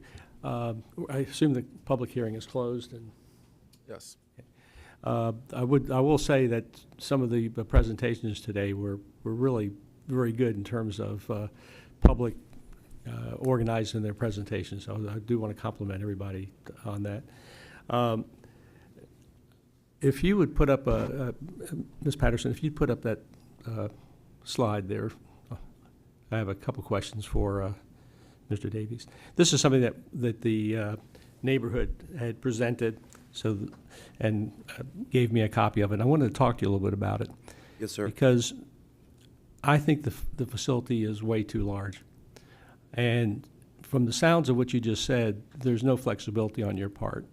And so I just wanted to confirm that, because right now you're at 171,000 square foot facility with drive-up storage. And I personally don't think that fits into the neighborhood. I'm not sure that any of this really complies with the comprehensive plan, but if we can get around that, this is still too large. And so I'm wondering if there's any flexibility on your part to reconfigure this and take into account the concerns that were raised in terms of the drive-up, the size of the facility, and that sort of thing. Appreciate the comments, Commissioner. Absolutely, I'd love to respond. First, we do have the two different types of units. One are the drive-up units. The other is the building in the southern portion of the site. That's the 3-story building, and those are not drive-up units. As for the size, we did decrease it to 3,500 square feet based on that building at the northeast corner. That creates the additional separation. As I mentioned, this was reviewed by your staff. It should be reviewed not in a vacuum, like I said, based on just comparing numbers of square footage, but looking at the parcel size, looking at the setbacks, looking at all the other development standards. And we feel that we've created a project that meets those additional standards. And so respectfully to your question, there's no additional room to reduce the square footage of the project. And Mr. Chairman, I don't have any other questions. I will make a comment that I can't support this. I asked the petitioner if there was any willingness to consider the size. Obviously there isn't. So regardless of what motion is made, I can't support this. And I'll say that on the record in terms of the comp plan. I don't think it's compatible with our comp plan. And so that's part of the basis of my concerns with it. Okay. I've got some questions, but I'm going to go to Commissioner Hall's lit up and then Commissioner McDaniel. Commissioner Hall? Yeah, thank you, Chair. So originally looking at this, I could see where residential use was not going to be appealing between the two FPLs. One of them said prove it. I don't think we have to prove it. And this slide right here is a great example. The neighbors right now that are existing don't want to be next to it. That's what we've heard. What would make these neighbors here want to be next to anything? So to say that that's a reasonable use is a stretch for me. It's questionable. Whether the thing was never put on the MLS or whether it was on LoopNet doesn't really matter. It's not applicable. And you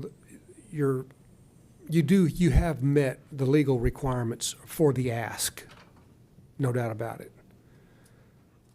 But with comments from Commissioner Saunders of it, the rural character, the intent of the neighborhood, I can concur with that.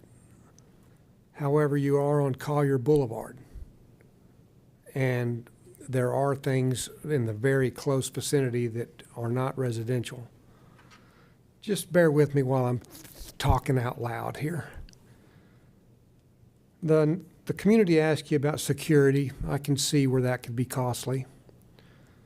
They asked you about to remove the drive-ups because of his experience with law enforcement, and I'm a landlord. I totally concur to the same conclusion. That was a fair ask. A better look to be less industrial and more residential was a fair ask. The Cube Smart change, the management change, that's discretionary. I'm not going to play with that one. To be a normal sized building is a fair ask. And Commissioner Saunders asked if there was any consideration for that at all. You put 171,000 square feet, you've reduced it 3,500 feet, you reduced it 2%. That's really, to me, that doesn't even count, doesn't even play. I think it's a good spot for a storage unit. I don't think it's a good spot for 171,000 square feet. And I started out this morning fairly comfortable with it, but when I saw the comparisons of the square footage, you said they were on different sites. Most of them were twice the acreage that had less square footage. When I think about the waterside shops being less than what this is, it's across my street from me. I live right across the road from it. I drive through it daily. That's a massive building. So I think the ask by the community are fair.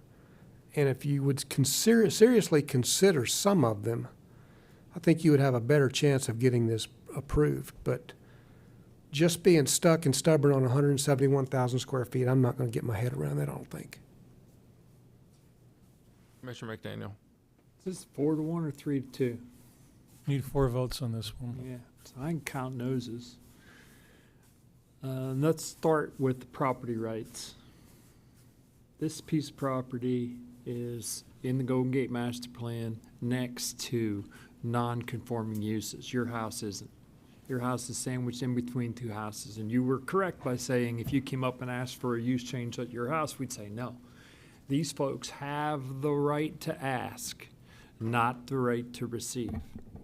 That's the property right issue that's in fact here, just for point of clarification. Well, those two are over there. Now, I'm getting ready to come to you now. Yesterday, when you were in my office, I asked for some kind of a comparison of intensity. Because the way I understand it, 5 acres can have 4 houses.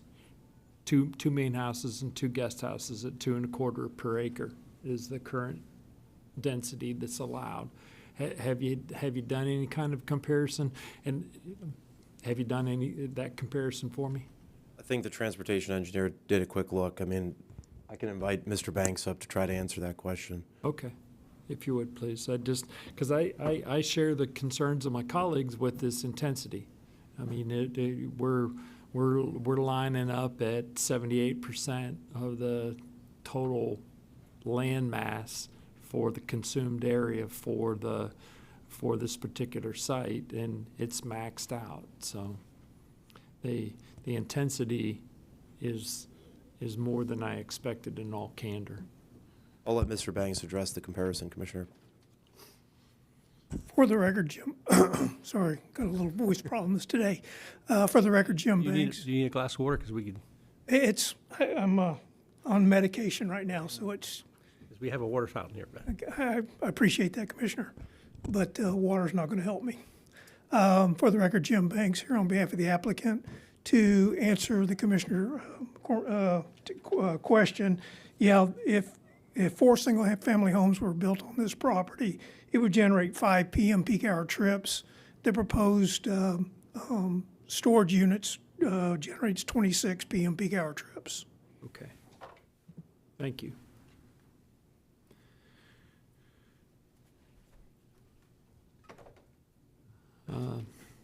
My other issue is if we were, and I'm not seeing us leaning in that regard to approve this as is right now, but if we were to approve it, we're done.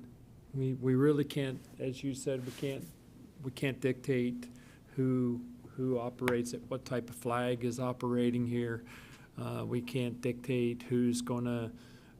What the hours of operation are, those sort of things. We either approve the use or we don't approve the use. We approve the use as asked, or we don't approve the use. And I would like to hear a little more, maybe from our staff, with regard to your commitments for the extra landscaping, because again, I was sitting, it was 218,000 total, 200.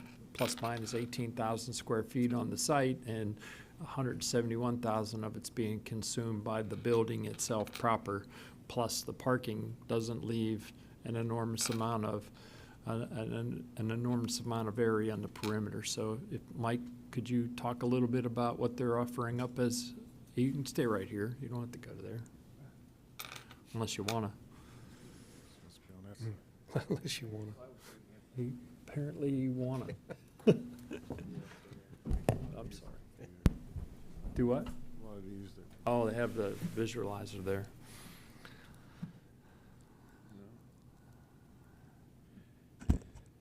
Mike Bosey, Planning and Zoning Director, and I don't see a member of our landscape crew. What I was going to suggest was to review the one slide that the applicant had put up that had his enhanced landscape buffer on the west side, on the north side, and on the south side as well. I do believe those were enhanced landscape buffers. We also have a required preserve that would be going, that provides for further green space and a water management lake that's provided at the north end of the property. From staff's perspective, just to give you a reason or the understanding of, we looked at the context of this this site. Not only 2 FP&L stations, but a 6-lane divided highway. Right. I could understand that there could be a house developed there. I would not want to live at that house. I wouldn't think it would be appropriate. Based upon that, we thought the storage facility and the low intensity of storage was a better fit. With the enhancements to the bus stop and the isolation from 13th Street being 148 feet from that right of way, we felt that it was cut off from that residential neighborhood and more in line with the non-residential land uses that sit to the south and sit to the west of the facility. And of course, the 6-lane divided highway that sits to the east most certainly is not rural in character in any way, shape, or form. And because of that, staff arrived upon that recommendation. We thought it was an appropriate change of use.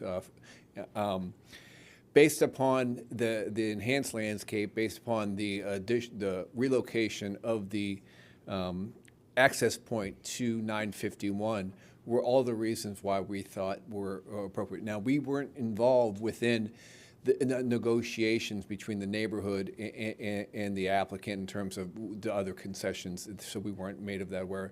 I will say that the Planning Commission they did not make a recommendation of approval, nor did they make a recommendation of denial. It was 3-3. They were split on it, so there was no recommendation that came from your Planning Commission. I saw that in here, and that was one of the other questions that I had. If I'm still on. It looked to me like the Planning Commission heard this application with the access on 13th.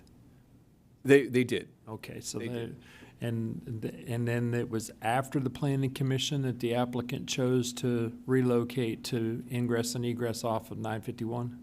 And my understanding, and Transportation could maybe correct the record if I misspeak on this. She's coming up right behind. But it was our access management policies that was requiring the applicant to put the access on 13th Street. So that's where the original access point came. It was later on where we recognized that preserve had some pliability towards where the location of the preserve was going to be, because upon prior clearing that we could put an access point on the further southern point, and that's how we arrived upon that 13th Street access point. We feel that with the non-residential land use, as I've said, with the 6-lane highway and the improvements for the bus stop, we felt that it was a benefit. We understand how the perspective of the folks was on 13th Street, but we thought it was a good fit in terms of lower intensity and providing some benefit to the neighborhood for a place to be able to park your car while you're waiting for your kids to go to school. With that, staff found their recommendation of approval. And from a intensity perspective, we really do feel that the self-storage nature is one that is somewhat compatible just because of the low intensity and how it's going to sit and how that access will be off of a 6-lane divided highway. Yeah, I actually find it interesting that 4 single-family homes only generate an extra 5 trips. I mean, at 2 cars per house, that's 8 all by itself. Just I found that interesting. So, but he's the statistician on the magic wand of the TIS. So, I would like to hear from. I did speak with Trinity with regard to this, because originally when the access got moved off of 13th, there was a suggested bulb out, and that was a mess. And then we apparently ended up with the access point being moved to the southerly end of the property. Once again, for the record, Trinity Scott, Transportation Management Services Department Head. Yes, at the Planning Commission, per our access management policy, Collier Boulevard is a limited access roadway. We would typically not allow for an access point on Collier Boulevard. We would require that access point to be on 13th. When we understanding that the residents had some issues with the access on 13th, we looked at if they could have access a right-in, right-out on Collier Boulevard, which is where the bulb out came into consideration with the U-turn at 13th. I watched the Planning Commission. I wasn't at the Planning Commission, but I watched it. I listened to the testimony, and I listened to the testimony of the school board member who indicated that that's where the school bus stops. Right. So that bulb out would have been in conflict with that. The school bus can't stop in the turn lane. It must stop in the through lane to be able to stop the traffic. So after the Planning Commission, I went back to my team and challenged them a little bit and said, can we come up with a different option that we can live with? May not be in line with our access management, but that's something that we can live with that addresses the concerns of the residents. And I actually approached Mr. Davies after running it through our transportation engineering staff and said, is this something that your client would be amenable to? Gotcha. Which is how the left-in came to be on Collier Boulevard. Good. Thank you. You're welcome. And then landscape now, here comes Jamie. Good afternoon, Jamie Cook, your Director of Development Review. So because this property abuts two streets, on 13th Street, they would be required normally to put in a 10-foot wide buffer consisting of both trees, a single row of trees and a double row of hedges. They are offering to do a 30-foot wide buffer with 2 rows of trees and the 2 rows of hedges on 13th. Along Collier Boulevard, they would normally be required to do a 15-foot wide buffer, again, a single row of trees and a double row of hedges. That will also, that is proposed to be 25 feet wide and a double row of trees and a double row of hedges. So they are providing the enhanced buffers as a developer commitment. Again, as they had previously stated, when their SDP comes in, the landscape review staff would review that and make sure that their proposed landscaping on the site development plan is in accordance with this commitment. Okay. Thank you. Commissioner Cole. Posey's got another thing. Okay. Oh, okay. And one other fact that I did not present, I apologize for that. A commercial development by our land development code will require 30% open space. I heard some statistics of 78% of this lot being impervious or by our code, we require at least a 30% open space requirement. That means that's impervious. That's impervious surface area. So I'm the one that said the stat, and 5 acres is the size of the piece of property, and that's 218,000 square feet, and 171,000 square feet of building is 78%. We at the rezoning and the GMP amendment stage, we only look at we look at the square footage. We don't look at the site development plan. So gotcha. Maybe you know what, Commissioner Kowal just corrected me. I forgot about the multi-story on the south end. My bad. Commissioner Cole, go ahead, sir. Thank you, Chairman. I was up here listening to all the citizens and everybody testified today, and I was really impressed, that everybody come here prepared and had thought this out. And, and I'm here, I wasn't texting on my phone. I was actually looking at maps. I was looking at Google, and I'm like just checking this area out. And I'm looking at the particular, we talk about if something fits or doesn't fit, or if it cohesive in the area, what's around it. And, so I started looking, and I look at 13th Street, I made some notes. So if you take north of 13th Street, there's 6 residential homes along the western side of Collier Boulevard. And after the 6th one, there's a large Publix plaza that goes all the way up to Pine Ridge Road. But then you take 13th Street or 13th Ave itself, and you look at that corner that's in question. And you look at that corner, and you go from that corner, you go south on the west side of Collier Boulevard. You do not hit another residential property until you get to Cedar Hammock Boulevard entrance, which is south of Davis Boulevard. So when you talk about consistency, if I didn't know what that was zoned, if I had no clue, I was just a layman, and I had 100 other people like me in buses, and you started at 13th Street South, and we drove south looking to our right, and we asked, and everybody, I think, probably 99% of people in the bus would say, why is that one grassy lot there it doesn't conform to everything else on that side of the road as you travel south. So in a way, in reality, if you look at it, that is like the start of the commercial property. That particular lot is the start of the commercial property that extends south on Collier Boulevard. That is the last piece of green grass until you get to Cedar Hammock Boulevard, which is actually a gated entrance into a residential community, which is south of Davis Boulevard, which is below I-75. So, and I'm just looking at it this way, perspective. And what Mr. Bosey's talking about, I don't know if that, personally, I would say that it's useful for residential property because the market dictates if somebody's to purchase something or not, And if they have the opportunity to purchase a house that's not under high-tension power lines, I would assume they wouldn't. They would purchase something else. I live in one of the communities that was identified with the FP&L power plant, which sits well outside of the boundary of our community, which there's a wall, which there's landscaping and a buffer. I jog in the morning down that street that is on the other side of it. I don't even know it's there. So you're kind of comparing two things that aren't the same, where you have this is surrounded by a 6-lane highway to the east, a power plant to the south, and a power plant to the west. So we have to take that in consideration. We're not really comparing apples and apples here.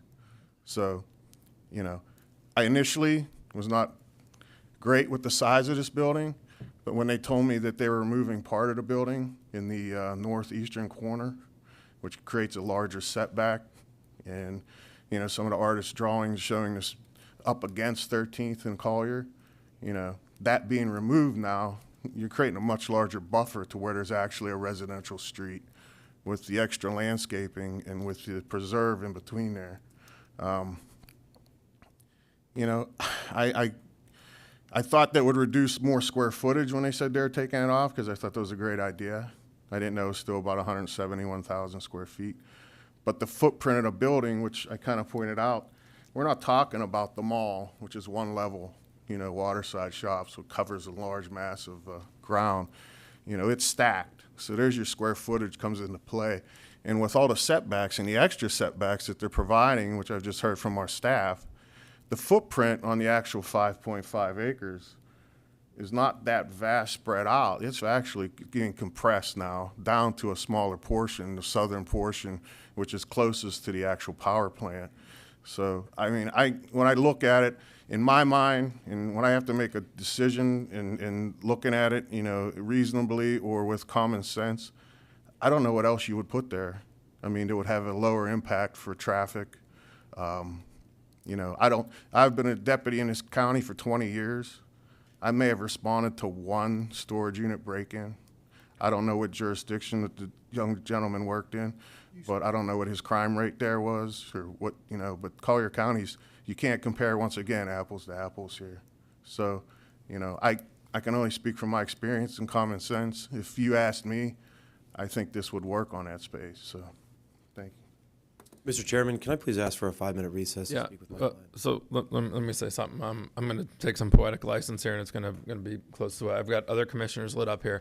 Okay, Ms. Lewis has the toughest job here, and although this is one topic to you all, we've been in here since 9 a.m., and we're going to be here very late with some other things that are coming up. She's 30 minutes, and it's not just on her, but we're going to take a 10-minute break. This will also give you a chance to regroup with your client if you so desire, because what I'm hearing up here from a few commissioners, and even I'm feeling it myself, it's like, hey, it's this or nothing, and that might not be the way you want to go. If that is, then I can tell you we're going to vote probably soon after a break, and we'll see how it goes. But let's take a 10-minute break. Let's come back here at 4:30.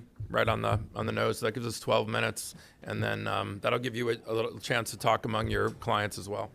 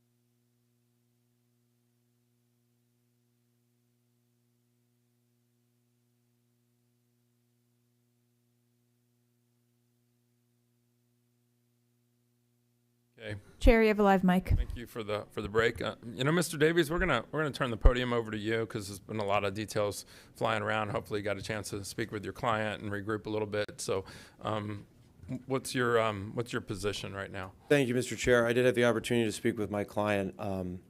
Certainly appreciate comments from the community and also from the commissioners. We do believe that we can make a reduction to the size. There are a number of factors that go into that and a number of consents on my client's side for the investor group. So I would respectfully ask for a continuance to have a bit more time than the recess to do that, and come back to you with a reduced size proposal. Okay. What I would say is it's a real testament to the citizens, and we spoke to some of them at the break, how you packaged all of your details, how you've met, and really, I will say to both sides too, to you, Mr. Davies, and to your client. We've had groups in here before where they refused to meet with the applicant. The NEM took 2 minutes because everybody walked out. I mean, you see Andrew meeting with you several times, and you both agreeing to meet. We've been in groups in here where people have refused to do that. So there's a lot of discussion here. You heard a little bit more from the citizens than just, maybe a little bit smaller. So, we'll leave that on you. Some of the things I had written down before you've asked for this continuance, and some of them have been answered, but one of the big changes you made was basically sealing off 3rd Avenue, right, with significant landscape. So that would that have been an entrance that you would have used for construction, and then it would have been sealed off after? I'm just curious as to that answer. That was the original access point on 13th, so not just for construction, but... Right, but then when it was changed, that the access point would then be on Collier, and 13th would be where all the landscape would be. Would that landscape come after, and you would have been using that 13th Avenue for a lot of... No, that's not the intent. The intent's to use the access point on 951. I mean, having said that, does any of the commissioners have any, and it's really Commissioner Saunders, I'll go to you, sir. I do have a comment for you. I did want to mention one thing that Mr. Bosey said that I just want to take a little bit of exception to. If you come on up for just a quick second. You were talking about residences on 6-lane divided highways, and you said not in any way, shape, or form is that residential. And we've got, I'd say probably hundreds of miles of 4-lane divided highway with residences on them. And so you almost made it sound like if you're on a 4-lane divided highway, well, that's prime area for commercial. And I just wanted to make sure I understood what you were saying. Now, I know there's a power plant or a FPL facility there, and maybe that with the 6-lane highway, but you were just focusing on the 6-lane highway, and I think that's an incorrect statement. And I just want to And maybe I didn't put it within the context. The combination of 2 FP&L substations and a 6-lane divided highway, to me, doesn't lend itself to favorable conditions for residential. I just wanted to get that. But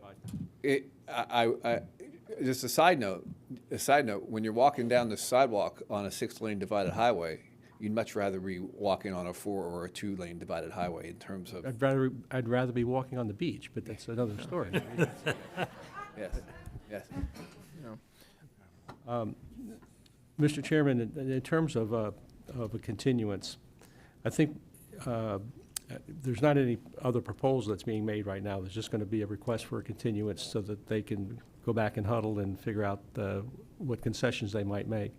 So I'm going to just say I support that. The petitioner has, I think, an absolute right to have a continuance to work out things. But I want to make sure that whatever you come up with, that there's some interaction with the neighborhood, because I do want to hear at least from 1 or 2 spokesmen from the neighborhood on anything you come up with, so that there's not going to be a perception that you're going to go work out something, come back to us, and they're not going to have an opportunity to review it. So I just want to make sure that there is that contact and that opportunity. And I don't think we should drag it out very long. And that you got a neighborhood that's been living with this concern for a long time, and I think they deserve to have it finalized one way or the other.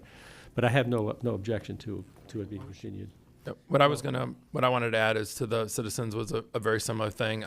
The applicant does have a right to not force a vote now and go back to the drawing board, but continue to stay engaged as you have been. I think that's why we've got an applicant that's willing to go back and speak with you. So this isn't the time to get silent. And then I would say to the county manager, I also agree with Commissioner Saunders. There's a hot topic. Everybody's engaged. Let's not have this get kicked. This one should have a sense of urgency when we add it into the agenda. So as we make up the agenda and we feel the applicant is ready, this one should come back, sooner than later, so that we can make a final decision on it. You want to do the continuance with the date certain or not? I don't think we have to decide that today. It's unless- for advertising Yeah, purposes. you have why to I raised advertise that. it if you don't do a date certain. Okay. Let's do a date certain. How long you need?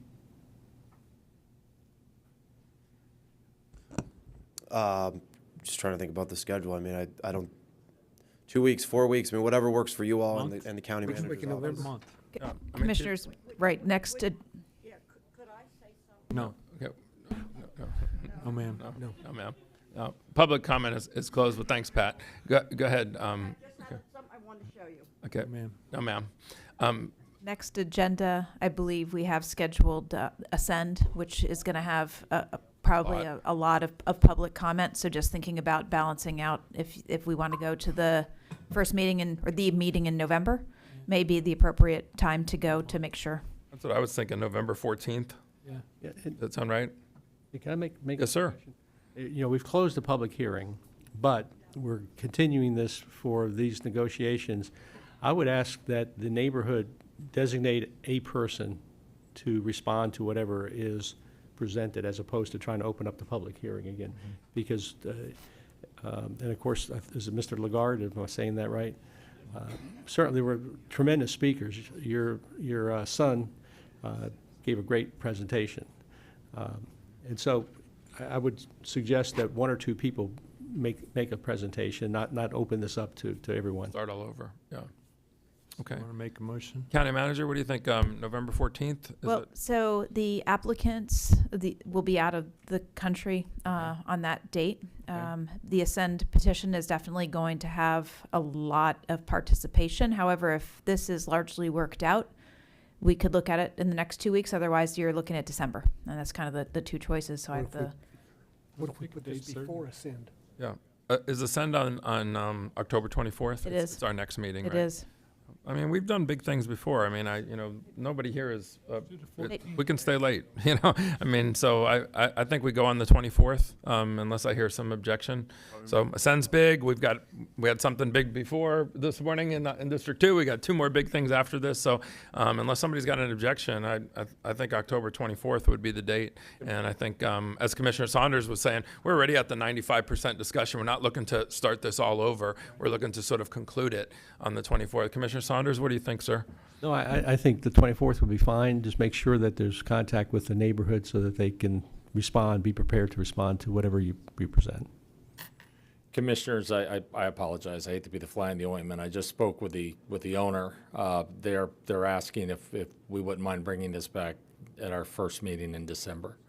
That way it gives them and the community an ample amount of time to work through these issues, and we still believe that if they can work this out, it may be a lighter presentation, or at least a lighter petition.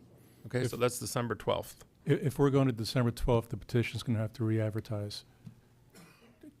That I just Is heard that the owner fine? say it's fine. Okay, with that? I got time. Okay. No, it's fine. Any objections Bert, from the you wanna commission? make the motion? Commissioner No, Saunders, why don't you make the motion? Then I'll make a motion to continue this until December, was it 14th? 12th. December 12th. And part of the condition of continuing it is that you're going to put together whatever your proposal is and make sure the neighborhood knows about it. Neighborhood folks will designate one or two people. It won't be, you won't be limited to 3 minutes. You'll be able to respond fully, but just a couple representatives from the community. So I'll make that motion. I'll second it, and we'll pick up where we left off here. So we got a motion from Commissioner Saunders to continue it. I'm sorry, sir? My only comment is they don't have to negotiate with Mrs. Lurch. Smaller handbag next meeting. Okay, so I got a motion from Commissioner Saunders, a second from Commissioner LaCastro to continue it until December 12th. All in favor? Aye. Opposed? Passes unanimously. See you on the 12th. Commissioners will make a staff member available also for those meetings should they want that. Okay. Okay. Commissioners, while we clear out the room here, we would be moving to 11C, which is a conservation Collier item, but it probably makes more sense to take 11D. Right. Okay. Let's wait till everybody clears out. If we can have everybody clear out of the room, because we're not done, even though you are. We have some big projects that are coming up. If you want to show that to us now while everybody's running it. Okay. Yeah. Okay. Okay. We need the citizens. This has concluded, so we ask everybody to please exit. Concluded for the day. Yes, sir. If we could ask everybody to please exit, gentlemen in the back.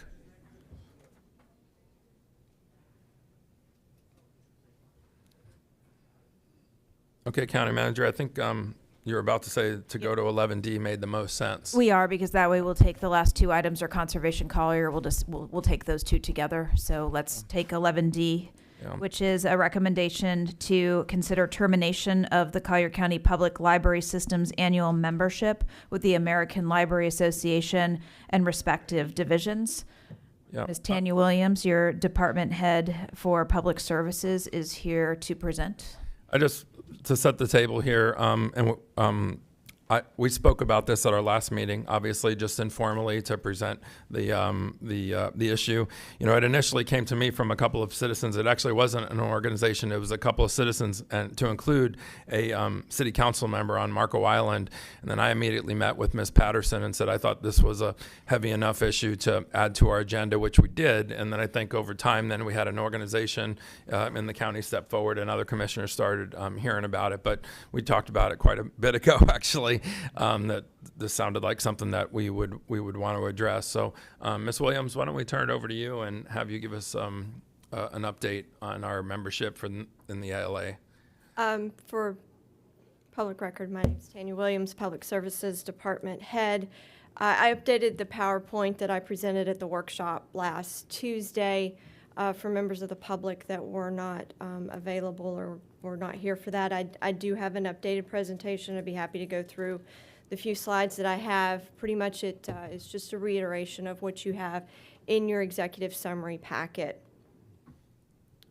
So just very quickly, for everyone's edification, the Collier County Public Library is a member of the American Library Association. We have been for several years. With that membership, we are also members of two of their divisions, the Public Library Association and then the United for Libraries, which is done so on behalf of our Library Advisory Board, as well as it assists the Friends of the Collier County Library. Our annual membership for 2023 was just shy of $1,600. We're projecting that membership for 2024 would be just a little bit more than that.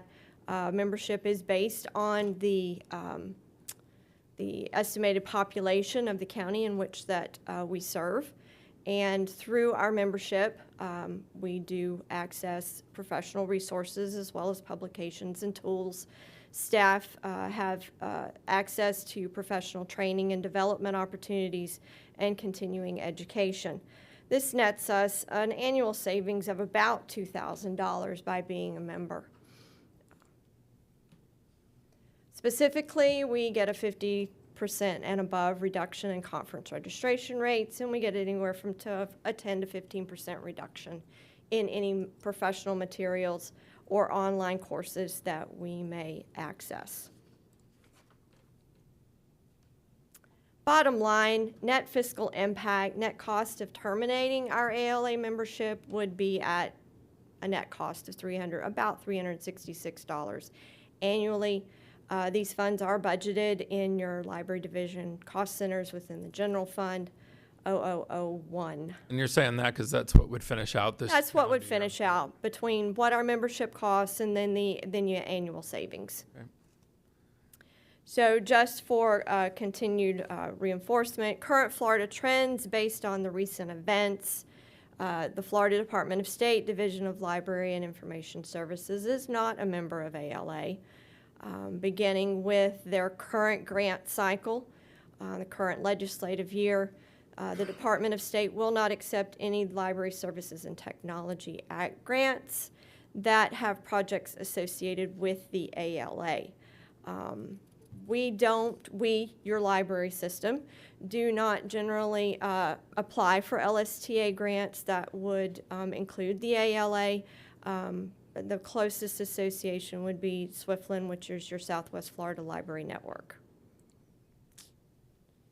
Currently, you've got 2 county systems that have canceled their ALA memberships most recently. That is Citrus County and Hernando County. There are a few other counties that are contemplating canceling their membership, but as of to date, you just have 2. So presented before you today was a recommendation through executive summary to consider termination of the Collier County Public Library System's annual membership with the American Library Association and the ALA divisions of the Public Library Association, as well as United for Libraries. Mr. Miller, do we have any public speakers for this? Yes, we do, Mr. Chair. We have 5. Okay, let's hear from our public speakers. Your first speaker is Jamie Merchant. She'll be followed by Joy White. Ms. Merchant's been seated 3 additional minutes from Dot Hall. It was right there. She will have 6 minutes. Good afternoon. Oh, hello. Good afternoon.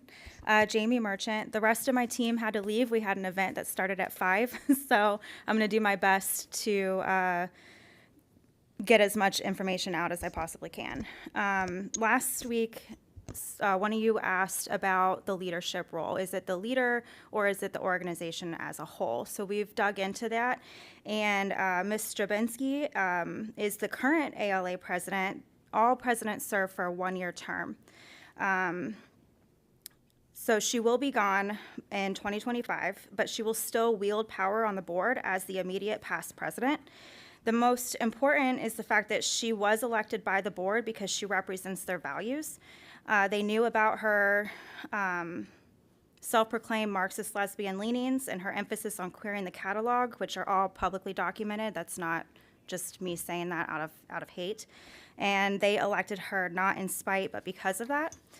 The new president-elect is Cindy Howell, I'm not sure, who will start next July and serve until 2025.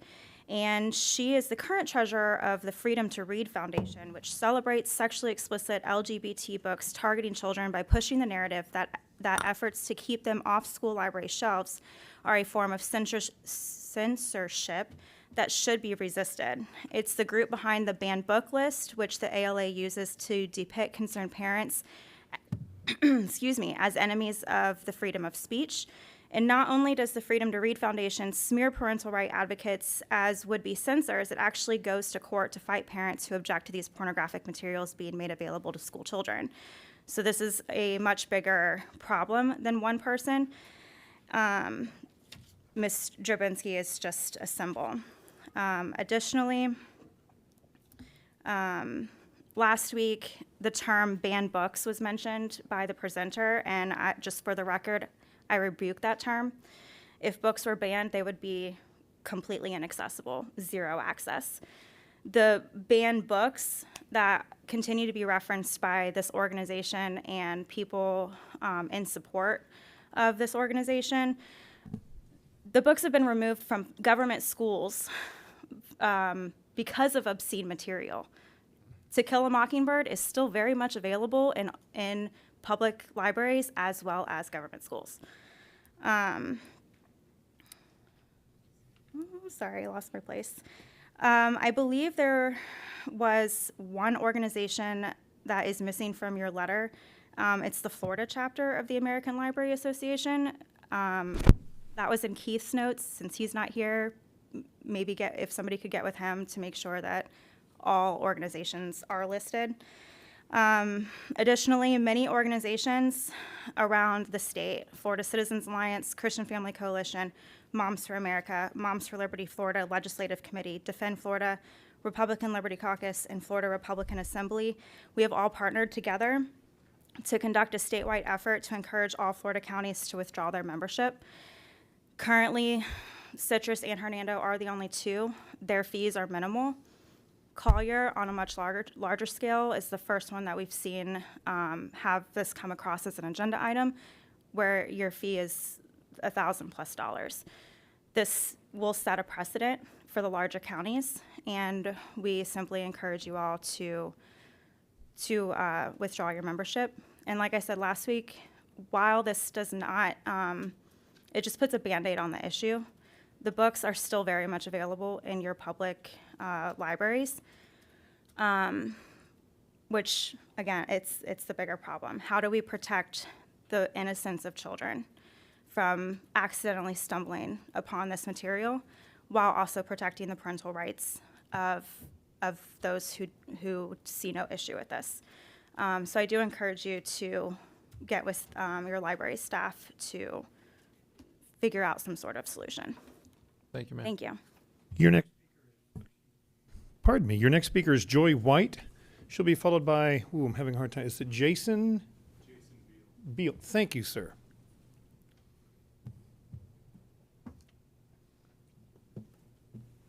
Hi.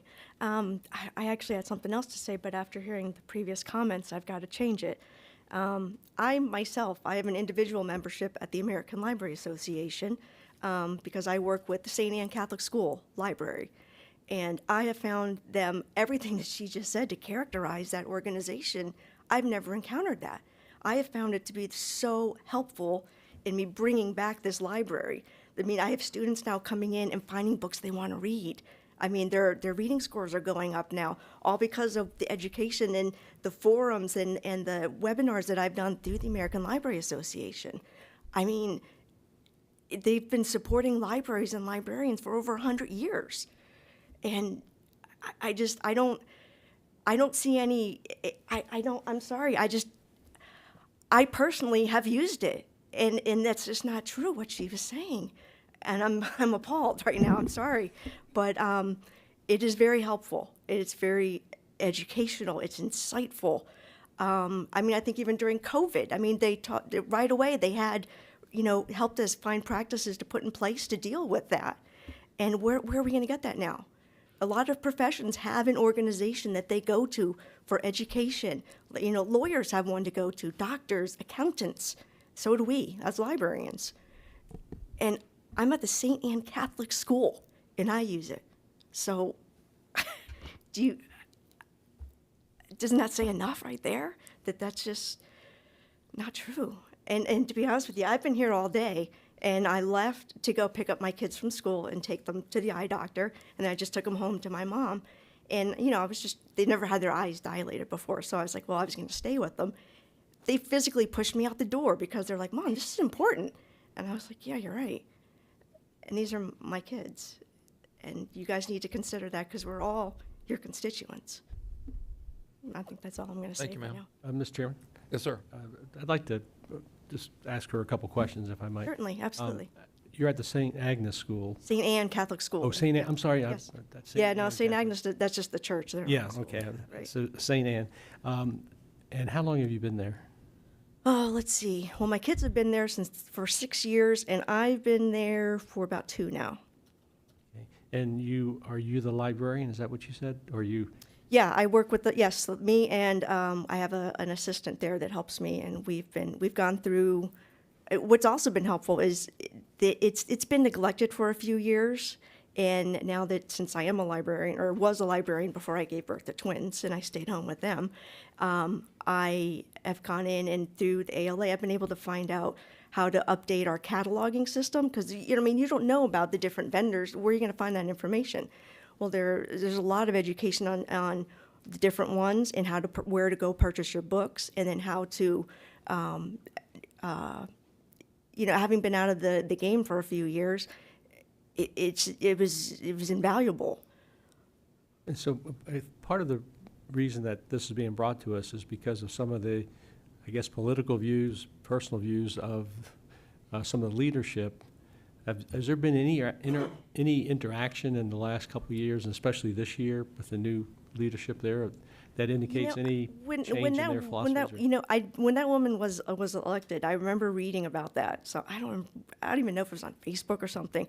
And I remember my thought was, oh, that was a dumb thing to tweet. And I believe you can double check, but I believe she even said, like, I shouldn't have done that. And one person isn't representative of an organization. And as a librarian, I mean, my graduate degree, I mean, we're trained to look at the needs of our community. Who's coming? What do they want to look at?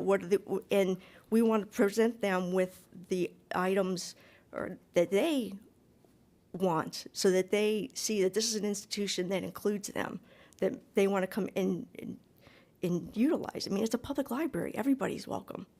Have you been to any of their events?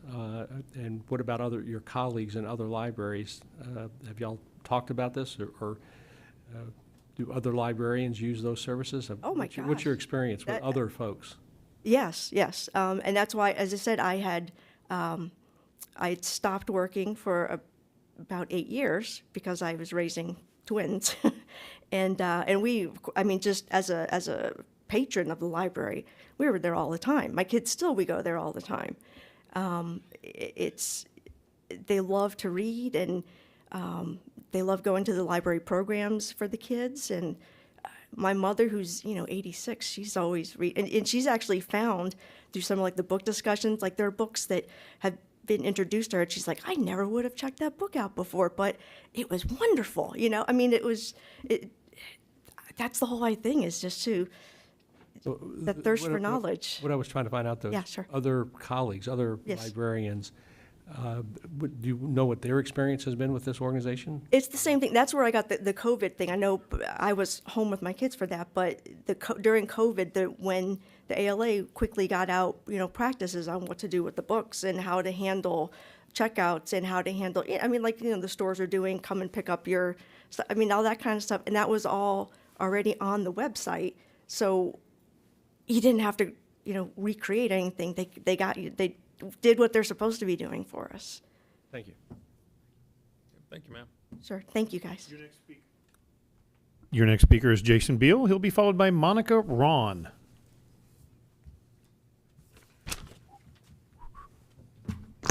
Hi, good afternoon. My first encounter with ALA actually was this year at the Lely High School. When I walked into the Lely High School, and I proceeded to see, have you seen us? This is a list that they were asking the children and saying, hey, go to our ala.org/bannedbooks.com. Read these books that are being banned for free rights reasons. If you look at the deception here, on their poster, they show Gone with the Wind, Invisible Man, books that we're familiar with as classics. When you go to the actual website, they do not list them as banned books. These are challenged books. And then you go to the actual directory of ALA, instructing the schools about what they should do. And they literally say, this is how we're going to get the books that the schools do not allow, because of the pornography, because of the queerness, because of what they're actually talking about in these books. And this is a back door that we can get our children to read these books. And these books are, 1, queer, gender queer, a memoir. All of them are LGBTQ+, supposed explicit sexual. I think we all saw the hearings here a couple weeks ago in DC. That is what these books are. That All Boys Aren't Blue, the one that you heard in Congress about insert your cock in my mouth, I can't wait to have you. This is in our school on a poster asking our children to go read it. Okay? It's still in our school. I was there last week. In fact, when I brought it up against the school, they were upset about it. They were upset because I said, what is with all the LGBTQ queer stuff and the wearing of the pins and everything else? And why do we still have this? And why do I go into guidance counselor and I see I read banned books? This is a Marxist organization now. The leader says that. I would like to read something that Pam had sent me earlier today. I believe you're all familiar with her. All I will ask is that you just watch the language, so I don't know what you're about to No. I didn't repeat anything that was not said in Congress. Well, in here. And this was directly quoted from that book. That's a very low standard with some of the. It is a low higher standard. standard But I hope everybody here is shocked that that's what the ALA is recommending our children to read. And then they go farther to say, we need these books in our, not only our teenage hands, in our children's hands. They need to be reading this in elementary school. They need to be reading this in high school. No, this is grooming. The first thing a groomer does, it exposes the children to pornography, to things to desensitize them. And you know how I know this? I was groomed as a child. My sister was groomed as a child. And then they do deceptive things like, oh, it's only Gone with the Wind. Parents are like, oh, that's okay. It's the ALA. It's American Library Association. It must be good. Oh, look at the poster. Nothing wrong there as a children as we're walking through the school. Unless you actually go to the banned books website. And then you see what it actually is. There's not one book like that listed on there. And they're not called banned books. They're called challenged books. And they're challenged books because they're challenged on getting this pornography, which literally is pornography. This type of language used to be sold just in sex shops. You had to go to your penthouse to read your forums and everything to get anything that resembled this language. Now not only is it in our Collier County schools, it's in our libraries. And now when we banned it from there, because there is no repercussions for those teachers going out there and saying, hey, kids, read this. No, we asked them to tear it down. I went to the Collier County Public School Board, and they asked them to tear it down. Well, there's no repercussion. And then they went ahead and they put it back up. Okay, so Pam sent me this. I would like to read this. She could not be here today. One second, my name is Dr. Pam Cunningham. I am in today to urge you to vote yes on this agenda item 11D, which I will terminate the relationship between Collier County and the American Library Association. Under the leadership of Emily Drabinski, as you may know, my family and I are avid patrons of the Collier County libraries. When we used to print our library receipts, they would often be longer than I am because we love to take advantage of the good books of Collier. We are the first name basis with many of our library staff, and I miss when they are off on vacation. However, our children are getting older. My husband and I find the process of navigating our libraries more challenging. We see libraries as a place for peaceful acquisition of knowledge in our society. This is critical as a cornerstone of free society and educated people. We look to book collection in our libraries as tools of education, but we are careful nowadays because many of the books that we found are tools of indoctrination rather than education, and they're bringing it in our schools.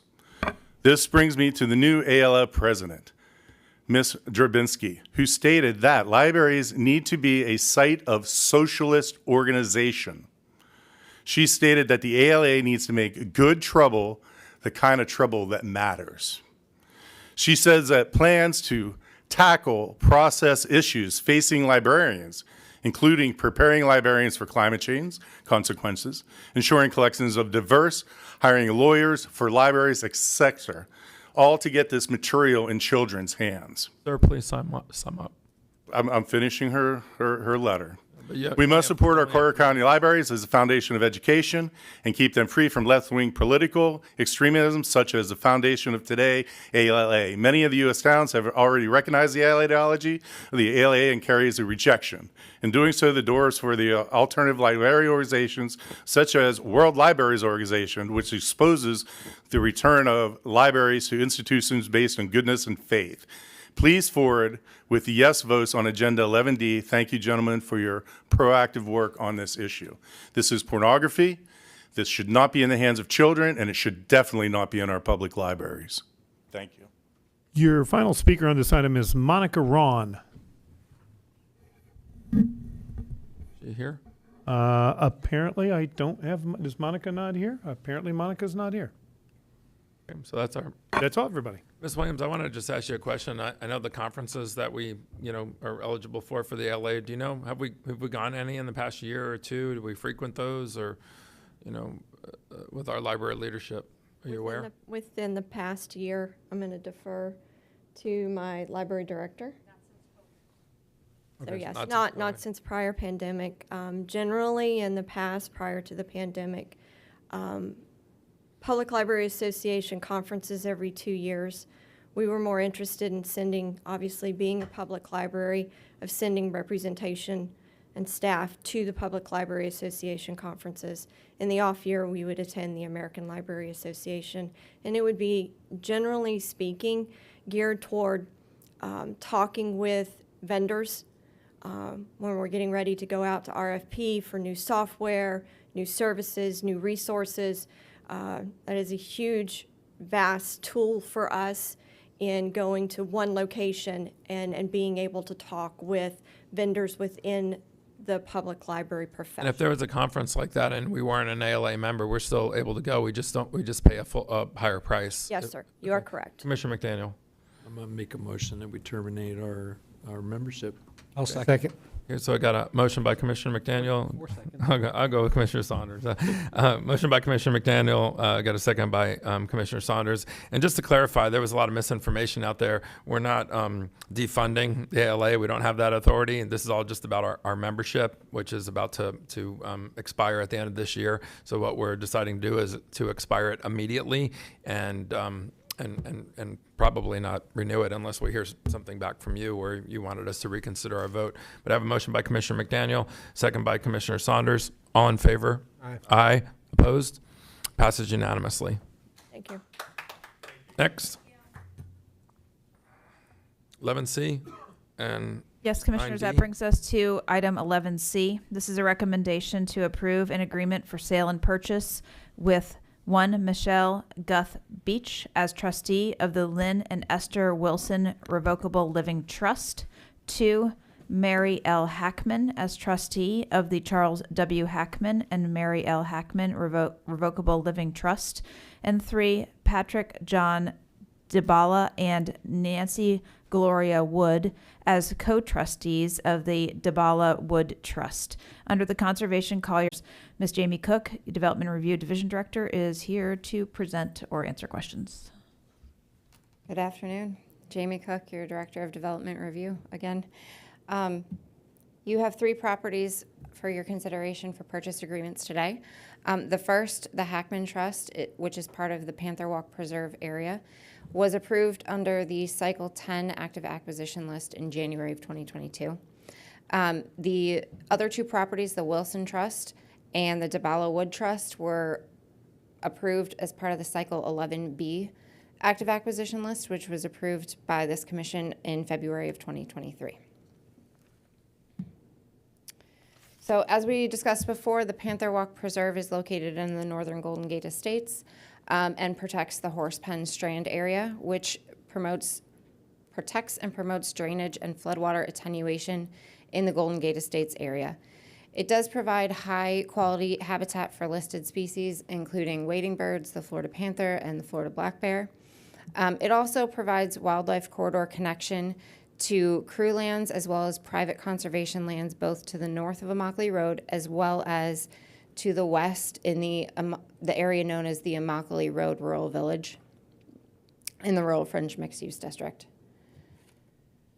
So the Hackman Trust parcel is 2.73 acres. You can see it's located towards the southwestern portion, shown in yellow on the map. It is a freshwater marsh with hydric soils. The purchase price of $63,000 is 90% of the appraised value of the property. And Commissioner Kowal, going back to your request, the property taxes for 2022 were a little over $366 on this property. And it is important to note that when Conservation Collier does buy these lands, as with any other purchase of land in the county, Conservation Collier does pay the taxes for the first year that they own the property. The next parcel, the Wilson Trust, is within Winchester Head. Similarly to Panther Walk, this area of Collier County, which is also in the northern Golden Gate Estates, provides floodplain storage for the surrounding area and is critical to the modeling for stormwater management and has been an area of interest for the South Florida Water Management District as well as stormwater management for protecting. It also provides listed species habitat, including for the wading birds and the Florida panther. The Wilson Trust property, which is along the eastern boundary of Winchester Head, is 1.59 acres of cypress and marsh habitat. The purchase price of $39,800 is 100% of the appraised value of the property. And the 2022 property taxes were a little over $438. This parcel connects existing Conservation Collier lands, so it kind of fills in a gap between properties that Conservation Collier already owns within the Winchester Head Preserve. And the third property is within the Gore Preserve, located along DeSoto Boulevard, just north of I-75. The Gore Preserve provides habitat connectivity for wildlife, both to RLSA lands and the Panther Refuge to its east, as well as rural fringe mixed-use districts sending lands, the North Bell Mead Preserve to the east, and Picayune Strand to the south. It provides habitat for listed species, including the panther and bonneted bat, and it does contain native plant communities, including wetlands and uplands. The DeBala Wood Trust property is actually 3 parcels, consisting of a little over 18 acres of forested and shrub wetlands. The purchase price of $261,300 is 95% of the appraised value of the property. At the last board meeting at the end of September, you actually approved the purchase agreement for the one outlined in yellow right next to these 3. So it will provide connectivity to a property we've previously purchased.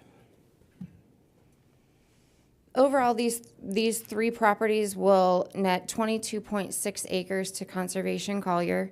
The estimated management costs for the first 5 years are a little over $40,000, which would come from the Maintenance Trust Fund. And the total purchase price for all 3 of these properties is $369,900. So staff's recommendation is to approve these 3 purchase agreements and acquire the properties as part of the Conservation Collier Land Acquisition Program at a cost not to exceed $369,900. And with that, I'll take any questions that you have. We have any questions? We have public comment too. I see that. How many speakers? Okay. Let's go to our public comment, and then we can always ask Ms. Cook some questions. Your public comment is Brad Cornell. What a shocker. Or if you could find your way to one of the podiums. I'm looking. You've been here all day too. Are we charging him rent? This is a long day. So Brad Cornell on behalf of Audubon Western Everglades and Audubon, Florida.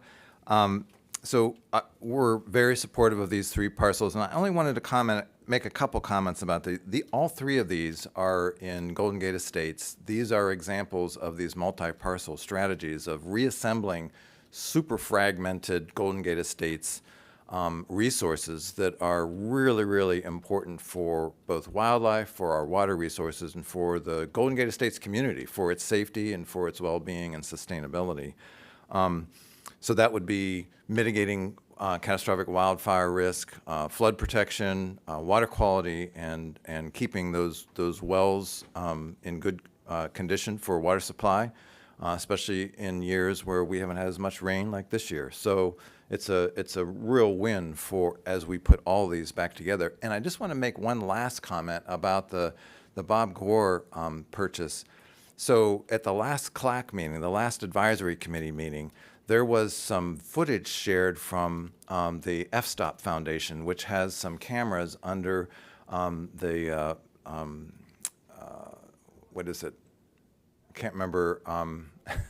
One of the canals, Miller Canal, I think it is, where they're showing all the wildlife: bears, panthers, turkeys, alligators, everything, otters that are moving back and forth between North Bell Mead and North Golden Gate Estates and the Picayune Strand. And they're moving back and forth also between the Panther Refuge and our North Bell Mead Preserve. So this is a really important connection in terms of wildlife, and it works north and south too, going underneath I-75, which you would think would be a death trap, and has been until FDOT started putting these ledges underneath where the cats and the wildlife can walk. It works, and this is part of making it work. Thanks very much for your support. I'd like to make a motion to approve. I have a second by Commissioner McDaniel. And I just want to say, contrary to what's been maybe published by some, Conservation Collier isn't dead. We didn't slash it. We haven't killed it. And today we actually made a lot of really, all the decisions we made on Conservation Collier were very positive today. And I'll echo that it's always a positive thing when we see citizens that accept a little less than the appraised value. I think it was like $20,000 there. Some parcels that you're bringing to us for consideration are like $22,000. So, we said in a meeting a long time ago, if we can sort of trim the edges on these appraisal offers, we might be able to acquire some additional parcels with the money that we've been saving. And I think we've seen that here just in a short amount of time. So I have a motion to approve. I have a second by Commissioner McDaniel. All in favor? Aye. Aye. Opposed? Passes unanimously. Thank you. Commissioners, that brings us to item 9D. This is a recommendation that the board adopt an amendment to the Conservation Collier ordinance that expressly authorizes the board to transfer funds from the Conservation Collier Acquisition Trust Fund and the Conservation Collier Management Trust Fund for any other county purpose deemed to be in the best interest of the public by a majority vote of the Board of County Commissioners. I'll hand it over to County Attorney Klatskow to begin this conversation. Commissioners, the proposed amendment to the Conservation Collier ordinance expressly gives you the power to transfer funds both within the two trust funds and also outside the trust funds.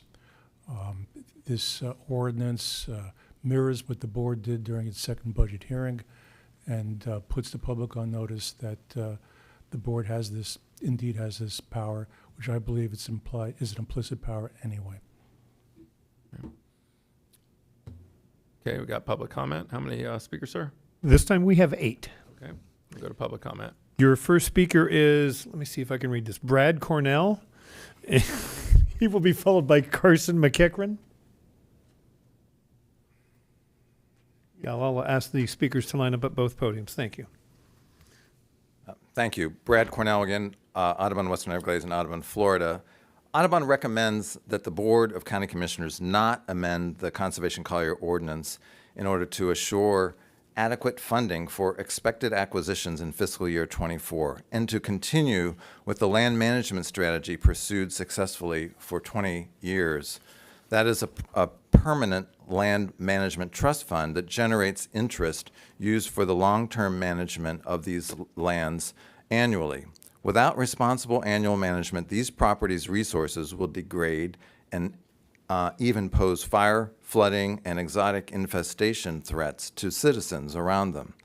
This wastes vital public resources and is unwise. The sweep of nearly $40 million from this trust fund, the management trust fund, will cripple this management responsibility. That trust fund also serves as a de facto emergency reserve for the county, such as when Hurricane Irma hit, and it helped pay for our recovery after that hurricane. And then it was paid back after that. The county should retain these trust funds.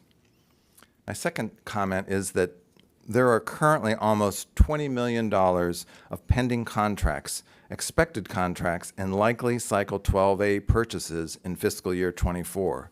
In addition, there will be an unknown number of properties for Cycle 12B in response to today's Target Protection Area mailing approval, and that's likely going to be at least $5 to $10 million, if not more.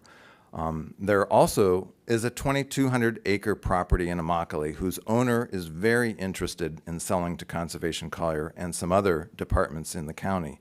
That property includes a large portion of the wetland slough that feeds into Lake Trafford and is estimated to cost between $20 and $23 million. There isn't enough funding in fiscal year 24 for all of these acquisitions, which total almost $40 million alone for this coming year. Finally, Audubon is very encouraged by what the board's recent action on September 26th to unanimously approve a motion to improve Conservation Collier and streamline its main goals of buying environmentally critical lands and managing them in perpetuity. This is the real measure of success for Conservation Collier: the acres protected and restored, the number of imperiled species protected, and the water resources protected for generations to come. Audubon wants to work with you and your staff on those improvements. Ideas like buying properties as they were evaluated rather than once or twice a year, or using strategic consultants to speed up that acquisition process. Again, Audubon Western Everglades and Audubon Florida urge you to keep the ordinance as it is, not amend it, and move forward with creating ways to improve this immensely popular and essential green infrastructure program that benefits all Collier County citizens. Yes, sir. Thank you. Your next speaker is Carson McEachran. He'll be followed by Stephanie Carr. Mr. McEachran has been ceded additional time from Janine Jewett, who is in the back of the room. Sir, you'll have 6 minutes. Good afternoon. Sir, could you take a step closer to the microphone, please? Thank you. Good afternoon, Chairman LaCastro and Commissioners. I'm Carson McEachran. Hopefully each of you received the email I sent you on October 7th at 5:35 p.m. regarding the previously levied, collected, and segregated funds under Ordinance Number 2002-63 as most recently amended by Ordinance Number 2019-03 as to Conservation Collier. The gist of my email is that I do not believe that you have the tax authority or the legal right to retroactively change the above-mentioned ordinances to utilize for general purposes Conservation Collier's funds that currently are in segregated accounts. The basis of my argument is that the ordinance created two express trusts, being an acquisition trust and a management trust. Sections 6.2 and 7.1 of the ordinances are very clear that these funds shall be deposited in separate and segregated accounts, trust funds of the county to be used solely for the authorized purposes set forth herein. Florida Statute 518.10 definition of fiduciary would include the county and would require the county to comply with Chapter 518 investment of fiduciary funds. Under Florida Statute 518.13, it addresses authority of a court to permit deviation from terms of the instrument creating trusts. Accordingly, I believe the circuit court would be the proper authority to determine if the county has the fiduciary authority to invade segregated trust funds. We have 12 years of precedent administering these funds in separate and segregated trust funds. The funds should remain segregated until such time as a court of proper jurisdiction determines otherwise. The ordinances even cover the situation that if there are insufficient uncommitted funds in the acquisition fund, then the funds are recommended for transfer to the management trust fund, not back to the general fund of the county. The authorized purposes are limited to acquisition of lands and then the management of the acquired lands. There is no general purpose language in the ordinances.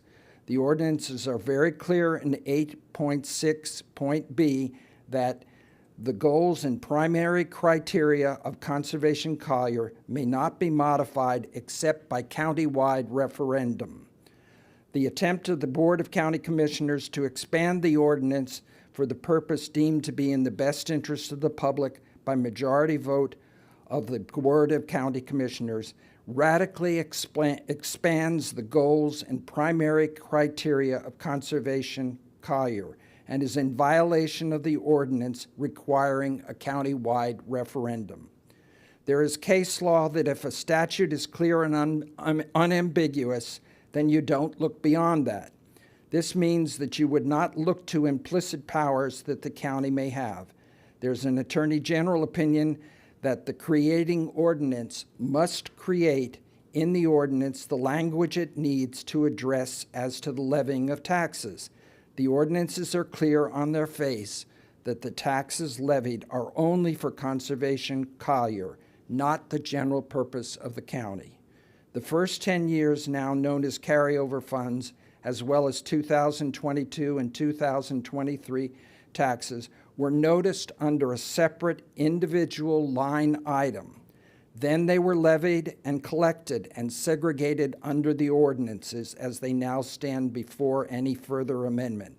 As to these funds, I do not believe the county has the tax authority to retroactively change the special purposes for which those taxes were collected to general purposes. If under the guise of this ordinance, subsequent taxes are collected, then possibly these taxes may be used for general purposes, but the county cannot take the existing segregated trust funds for general purposes. Thank you. Your next speaker is Stephanie Carr. She'll be followed by... I want to ask the county attorney something. So the last speaker said very definitive, black and white, yes and no type of thing. So county attorney, you're our legal counsel. What is your response to what you just heard? The item before you is the amendment of the ordinance. Should the amendment be adopted, then the board will have the express right to do what the board did at the second budget hearing. Thank you, sir. Your next speaker is Stephanie Carr. She'll be followed by Diane Preston Moore. With the exception of Commissioner Saunders, you have betrayed our trust. And your next speaker is Diane Preston Moore, and she will be followed by Andy Wells Bean. Good evening. I'm Diane Preston Moore, and I'm president of the League of Women Voters of Collier County. We appreciate all of the board's decisions today regarding Conservation Collier, but I'm here because the League is concerned about this board's willingness to use money in Conservation Collier trusts to cover a budget shortfall. I'll not address the value of the Conservation Collier program because it's clear that the voters in this county place a high value on it. Rather, the League's concerned about breaching the principles of good governance by failing to follow the county's own ordinance, by changing the ordinance to justify the commission's actions, and by disregarding the will of the voters. The board's using the funds in a way that's not authorized. The Conservation Collier Implementation Ordinance required funds to be kept in a separate and segregated trust fund to be used solely for the authorized purposes. The language of the ordinance is clear. It's specific and limited. Money in the trust can only be spent on transactions related to purchasing and maintaining land associated with Conservation Collier. Limiting words like solely, separate, segregated, and for authorized purposes emphasize restrictions on how funds could be used. The ordinance doesn't contemplate that this would become a slush fund to be used for any reason. Rather, the funds were set aside for specific, limited, and clearly delineated purposes. Now, there's an amendment to change the rules under which Conservation Collier is administered to allow the money in the trust to be used for any other county purpose deemed to be in the best interest of the public. Well, the public has already spoken loud and clear about its best interests.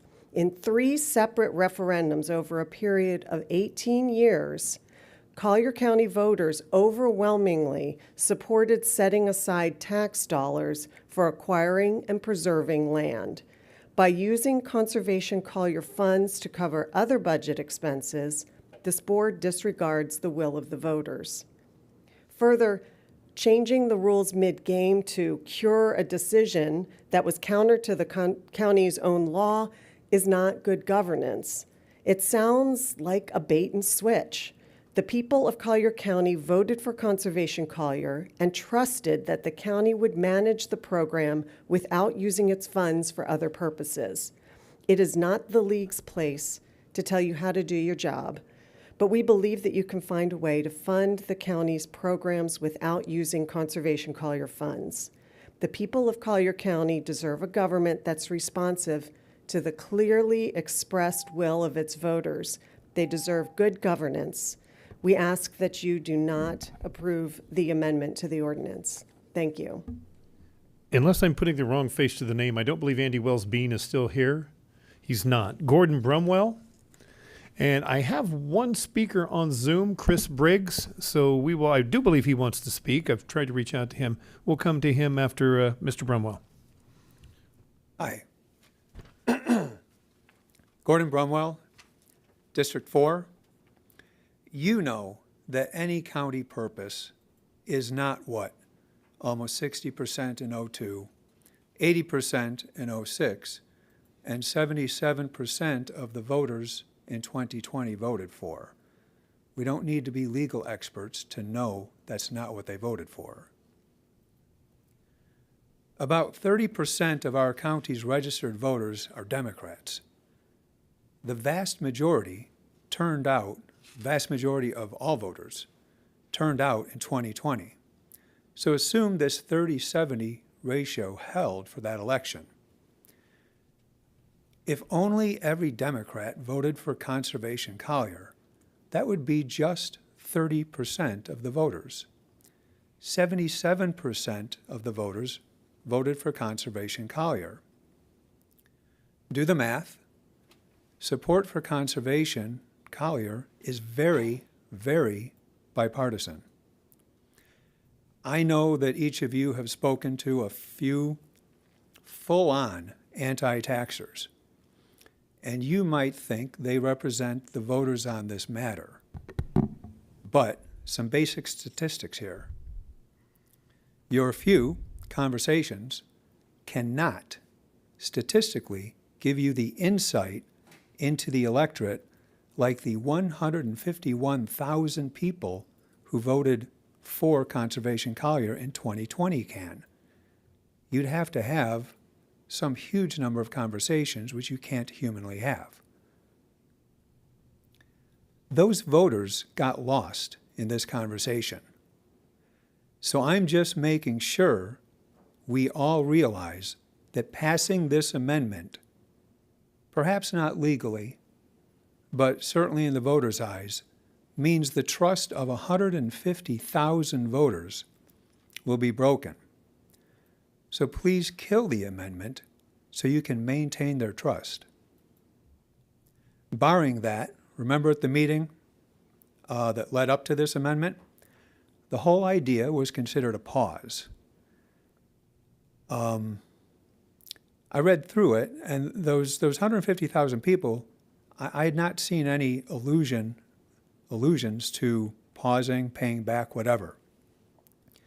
Those 150,000 people would like you to add pause and payback language if you pass the amendment. So like seriously, I know it's been a long day, some of you are nodding off. These 150,000 people are literally the vast majority of voters, and they want you to discuss how to assure us that this is a one-year pause and any borrowed monies will be paid back. Thank you. Mr. Chair, we have one speaker online, and that is Chris Biggs. Mr. Biggs, you're being prompted to unmute yourself. If you'll do so, I see you're unmuted. Chris, you have 3 minutes. Thank you. Much appreciation to all of you for your endurance. I'm a faithful attendee of HOA meetings, but the stamina required for your board meetings, even with breaks, is amazing. You must have assumed that you had the ability implicitly to transfer funds, as you mentioned. It's obvious from previous speakers that that may be questioned legally. What you did is done. By the way, kudos to Commissioner Burt Sanders, who voted against taking the money from Conservation Collier. But your transfer of funds has caused serious concerns in the Collier community. Do not make the situation worse. Do not lose potential voters. I'm an independent who's been here 8 years full-time with my husband, and I have voted for the members of the commission. I voted for one member in particular who represents my District 1. But if you pass this recommendation, you basically are saying you don't care what the voters want. People will see your decision as even more politically motivated. They understood. The cynical say you did it at the September 22nd meeting as a way to ensure re-election by putting off raising taxes prior to your upcoming competition. Many remember that the Collier County Republicans recommended a no vote on the 2020 referendum. Many also remember that the board did not approve any Conservation Collier property acquisitions on December 13th, 2022. Please come together, all 5 of you, to defeat today's resolution. It's not the promise made to the voters with the referendums in 2002, 2006, and 2020, one that I voted in. All 3, as the other speakers have attested, had a supermajority of voters in favor of a tax for land acquisition and preservation. The Conservation Collier program got support from 77% of the voters. We did not vote to give you 5 representatives, forgive the terminology, a slush fund when needed. As voters, we voted for land acquisition and preservation, which is desperately needed for the wildlife here, as the presence of a bear recently roaming Fifth Avenue at night clearly demonstrates. Bears commonly roam our residential communities now. It's only a matter of time before something happens, a person is injured, and the bear has to be killed. The 77% who voted didn't vote to give themselves, to give the commissioners money to use for whatever they desired. I had at the September 22nd meeting, 500 people wrote letters or made phone calls, and I'm one of those, opposed to any reduction of funding for Conservation Collier. Additionally, at the meeting, 55 people lasted to the end to address the board, expressing similar sentiment. No one even had a thought, because they got reassuring letters like I did from commissioners. No one even had a glimmer that you would gut the maintenance fund to avoid raising taxes. Please, all of you, remember the heritage of Rookery Bay in 1963, when the Collier County Conservancy, National Audubon Society, Nature Conservancy galvanized community support that resulted in the purchase of 3,362 acres of land that would otherwise be destroyed. Please respect the 77% of Collier County voters, and trust me, I've never missed an election, so I'll be voting in the next one, so will my husband, who voted that Conservation Collier be solely used for land acquisition and preservation, not anything a majority of the board might think is good. Thank you for listening. That is all our public speakers, Mr. Chair. Commissioner McDaniel. Yeah, I have some questions for staff. Jamie, Cook, maybe Chris, if you can hustle up here as well. I want a little history, if I may, and if we were to pass this amendment to the ordinance, how much money is left in Conservation Collier, both in acquisition and perpetual, or not perpetual, the escrow for maintenance? I'm going to let Chris answer that question. He's got the final numbers. And then you, while he's giving me those answers, you give me, as best as you can, an estimate as to the last 3 to 5 years average acquisitions expended and ongoing maintenance for the last 3 to 5 years. Good afternoon, Commissioners. For the record, Chris Johnson, your Director of Corporate Financial and Management Services. Did you want the fund balances or the actual acquisition dollars that were budgeted this year? I'll give you the fund balances. Okay. The fund balance includes the transfers, but the fund balance in 172, which is our acquisition fund, is $51 million. Of that, excuse me, give me 1 second here. Of that, 26.9 million is set aside for acquisitions this year.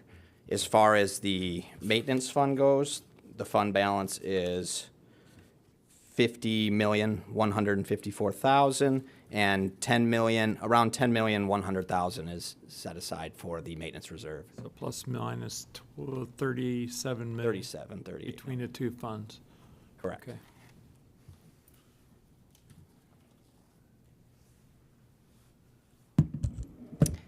With regards to your question, maintenance is about $1.4 million a year is expended. Active acquisitions, we have spent about, sorry, I'm doing math in my head. I see the smoke. It's late in the day, man. About 15 million in the last 3 cycles. Per year? No, total. About 5 million a year. Correct. That was my questions about Correct. 5 million a year. And so, you know, the one speaker brought up the, you know, the discussion that I'd like to have sooner than later is how do we repay these funds? Because I'm in agreement with making the amendment to the ordinance to transfer the funds and cover the delta between the rate neutral and rollback rate that we passed. But I wanna have a discussion on the repayment of these funds and how we can reestablish the funds back, the monies back into these accounts. So, I mean, in my little math up here, the current fund for reserves for ongoing maintenance will cover us for 7 years at the $10 million amount. And at the previous expenditures, and I know there are properties that are coming up that are more expensive and so on and so forth, but we've averaged 5 million a year in expenditures for the past 3 years. And that leaves us close to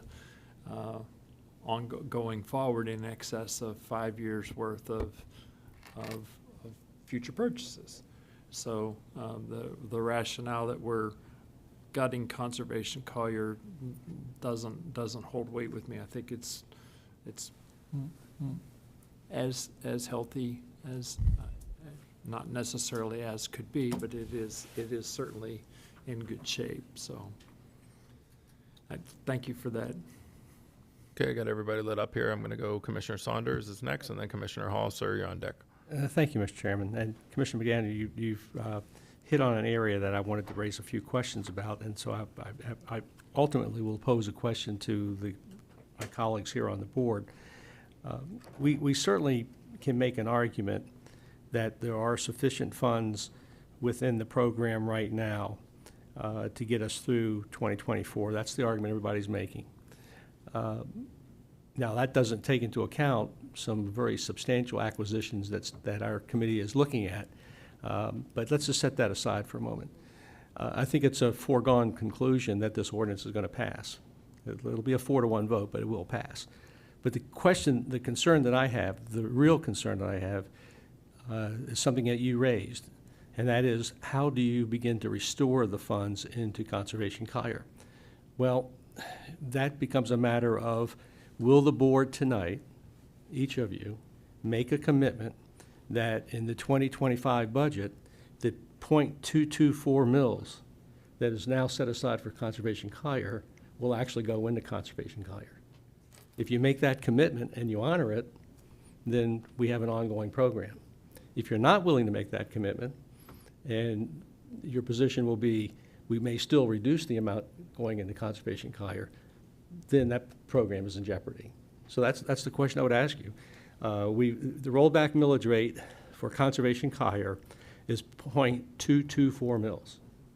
Will you commit today to making sure that in our next budget cycle, .224 mils will fully go into Conservation Collier and stay there? One of the reasons why I think, you know, and I'll just jump out here, is the reason why I think we could do that. I mean, saying, you know, commit tonight okay, but hear me out a little bit. We gave ourselves a lot of homework assignments of some things that we want to do to the county budget to save money, to spend money more wisely, to cut back on waste. And one of the reasons why I think we'll be in a much better position to entertain that question is unless we fail on all those things, unless we bring in a consultant that doesn't do the proper work, and unless we fail on all those areas that we promised we were going to dive into, then maybe it is a total failure. But I think the reason why that is definitely something that I think I would hope we could all commit to, and it could even be healthier than that. Maybe it's higher than 0.224.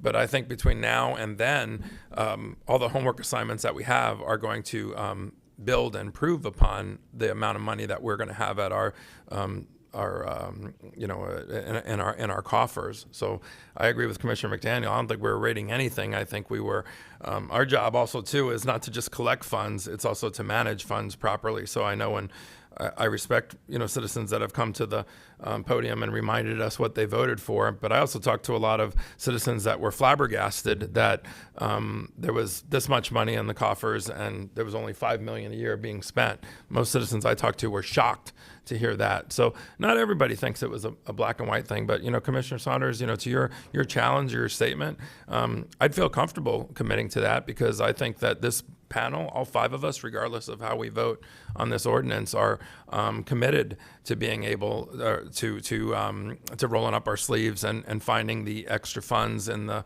county budget, and also where money might be being wasted. And if we don't do that, then then I think we failed across the board. So I think we've backed ourselves into a wall on purpose, because we're committed to making sure that we spend taxpayer dollars wisely. We just don't collect them blindly.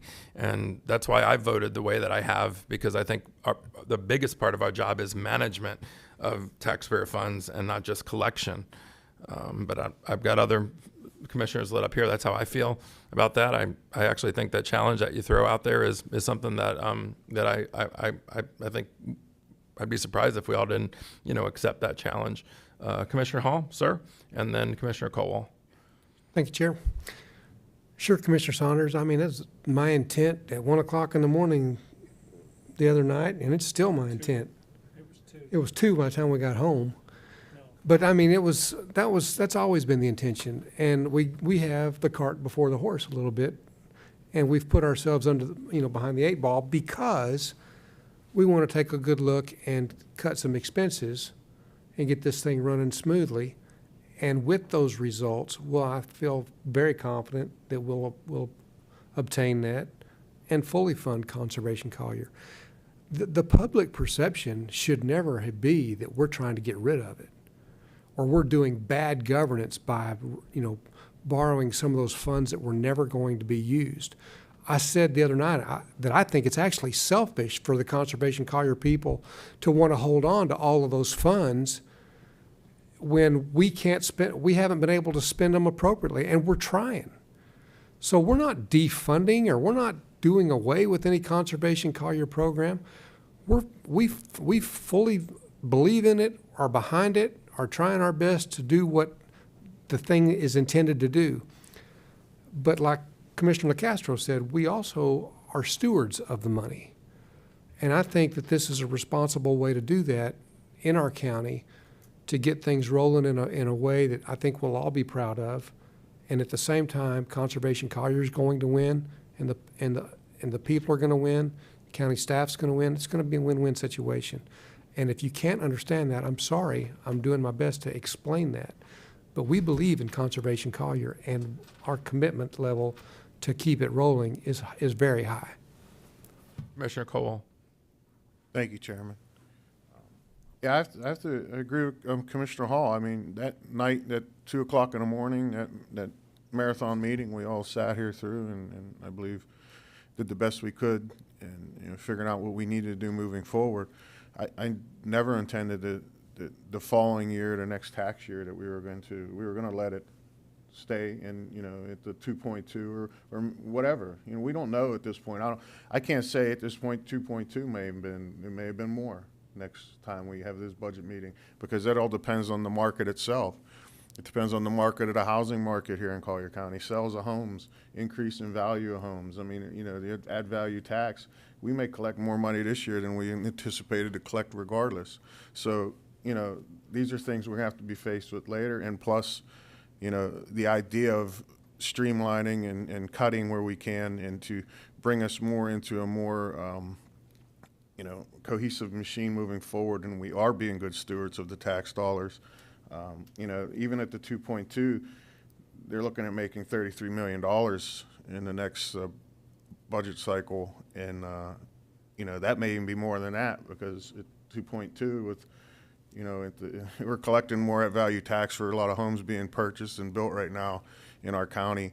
You know, it's funny that, you know, we have a lot of people stand up here and fight the fact that we growth and we build homes, and, you know, and I, you know, and I hate to say it, but a percentage of some of the people I heard that night think as Conservation Collier as like a Berlin Wall to keep people out of Collier County. And I don't think that's what it's supposed to be used for, and I don't think that's the intention of it is to be used for. But I got that feeling from a few people of the, I don't know, 72 speakers or so that we heard that night. You know, that's not really what it's intended for. It's intended for it to have a true mission and to conserve our, you know, our lands and our habitats, our natural habitats, and they have places to flourish and use our water control management areas and the sloughs and things like that. That makes sense, you know, and I think we've been targeting this, and we gave instruction to staff to, you know, target certain areas that make sense. You know, I understand that the Panther Walk we've just started trying to acquire a lot of properties in there, and there's a lot of red in there, but just like anything else, eventually, hopefully we'll get there. With the participation of the public. But, you know, I looked at that number. We were looking at $90 million sitting between those two counts. And then I'm getting an unfunded list from the staff saying that we can't even afford to buy bathing suits for our lifeguards at our county pools. And I sit over there, and I think that's very selfish of the people that came in here and felt like we were raping this fund of its, you know, that we're totally shutting this thing down and not paying any attention to it. I took insult to that, because I think what we've been doing is efficiently offering monies. People have been accepting less money than assessed value. We've been actually, so we saved another $20,000 today. It keeps adding up. You know, in the last couple of meetings, we've purchased cycles here that are up on the list. If you start adding the savings up, we've probably have the opportunity to buy some more property, but just because of that reason. And people were against that. People stood here before us and was against that, of us negotiating prices, because they felt we should just give the assessed value and that's it, because that's the way we always done it. But guess what? It's not the way we're always going to do it, because there are better ways to do things that are more efficient to make it work for all of us. And I think that's what we did that night when we put our money back in our emergency fund by doing what we did, because believe it or not, I can remember Hurricane Wilma on my son's birthday, August 20th, of Category 5, October 20th, struck this county. So we're not out of hurricane season yet, and we depleted our emergency funds, Hurricane Ian. We're walking around with $800,000 left in there that had $39 million. And it did go to fix a lot of things that Conservation Collier believes in, that money. So if you think that's not just as important to have that money back, and I even said up here, and I don't know if you can still do it, I don't know if it's legal or not, but FEMA still owes us money. Now, Commissioner McDaniel made a comment, backfilling some of this money, maybe we won't have to use it. If we can put the money back into FEMA, into our emergency fund to fill those gaps, then we don't need to put as much from Conservation Collier. I don't know. But that's things we have to look down the road here as we move forward.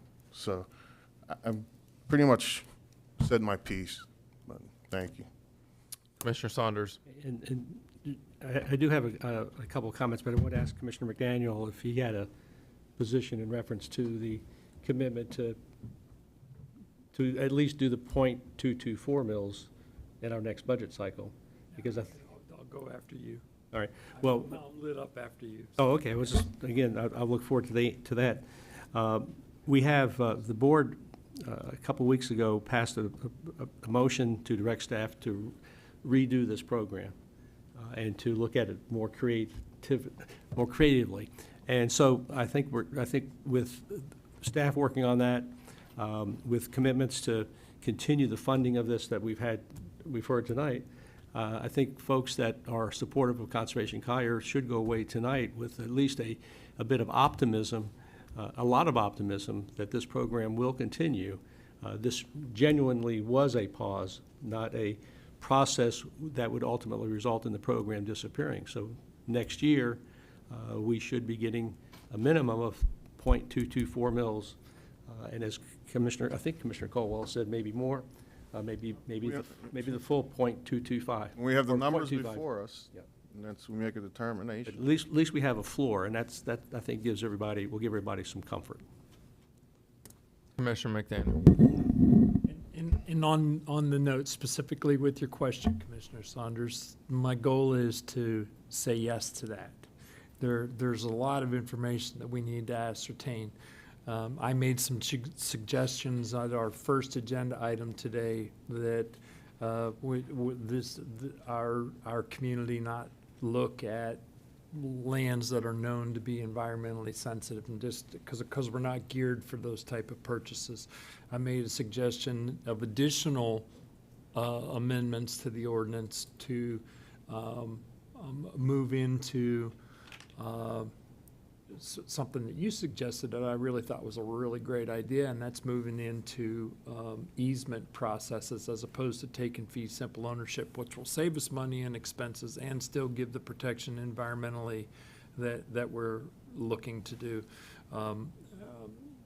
Adjustments to the ordinance that currently call for the extinguishment of property rights for lands acquired by Conservation Collier, so that those property rights, both from a development standpoint, criterion and/or environmental sensitivity, the PHUs and the mitigation opportunities for these lands that are acquired can be utilized for the benefit of our entire county. And I think those are going to be additional benefits or enhancements that we can do to Conservation Collier that are going to help the program immensely. On the specific question, I haven't answered your question. I know you're sitting down there waiting for me to. The goal is to say yes. I want to, and I shared that with Meredith when we took a break there the other night at the hearing for our budget. The goal is to refund these monies. My decision that night was to pause Conservation Collier and not fund it at all, and I didn't want to do that. But by going back to rollback, we did fund Conservation Collier with an additional $31 million.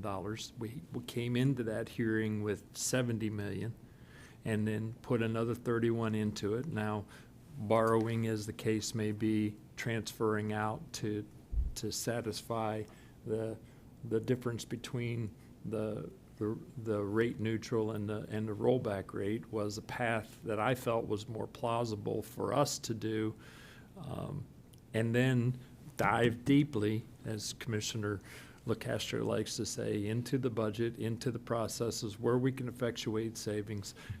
But there are other dollars that we haven't even talked about, and that is the new properties that are coming onto our tax rolls. What our revenues are in fact going to be estimated to be next year. And my goal is to not do this twice. I said it to our senior staff that night. I don't want to have these discussions going forward. We're going to move hard and fast on the potential savings and the additional revenues and replenish these funds that are being borrowed, as we say, relocated over to cover the budget shortfalls. A portion of these monies at the rate neutral, there was, if my recollection is correct, there was close to 17, 18 million going into the 301 fund, which is the capital asset replacement and maintenance fund. We're in the final stages of actually ascertaining what that number should be, needs to be on an ongoing basis to support I don't mean to have my back to you. Oh, I'm listening.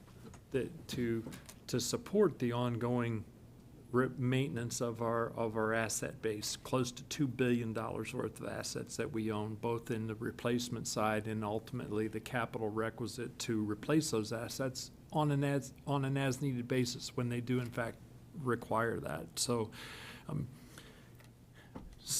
not all of these monies are just going to pay for lifeguards or swimming suits at the at our swimming pools. So I want the message to be heard that this is, I don't have any issues whatsoever in trying to kill Conservation Collier or do anything other than utilize these funds that are there that haven't been used in the past to offset these budget shortfalls that we have, and then replace them as quickly as possible. Absolutely.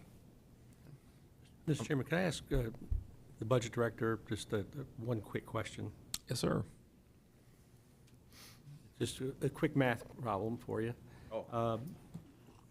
0.224 mils at our current tax base would generate how much?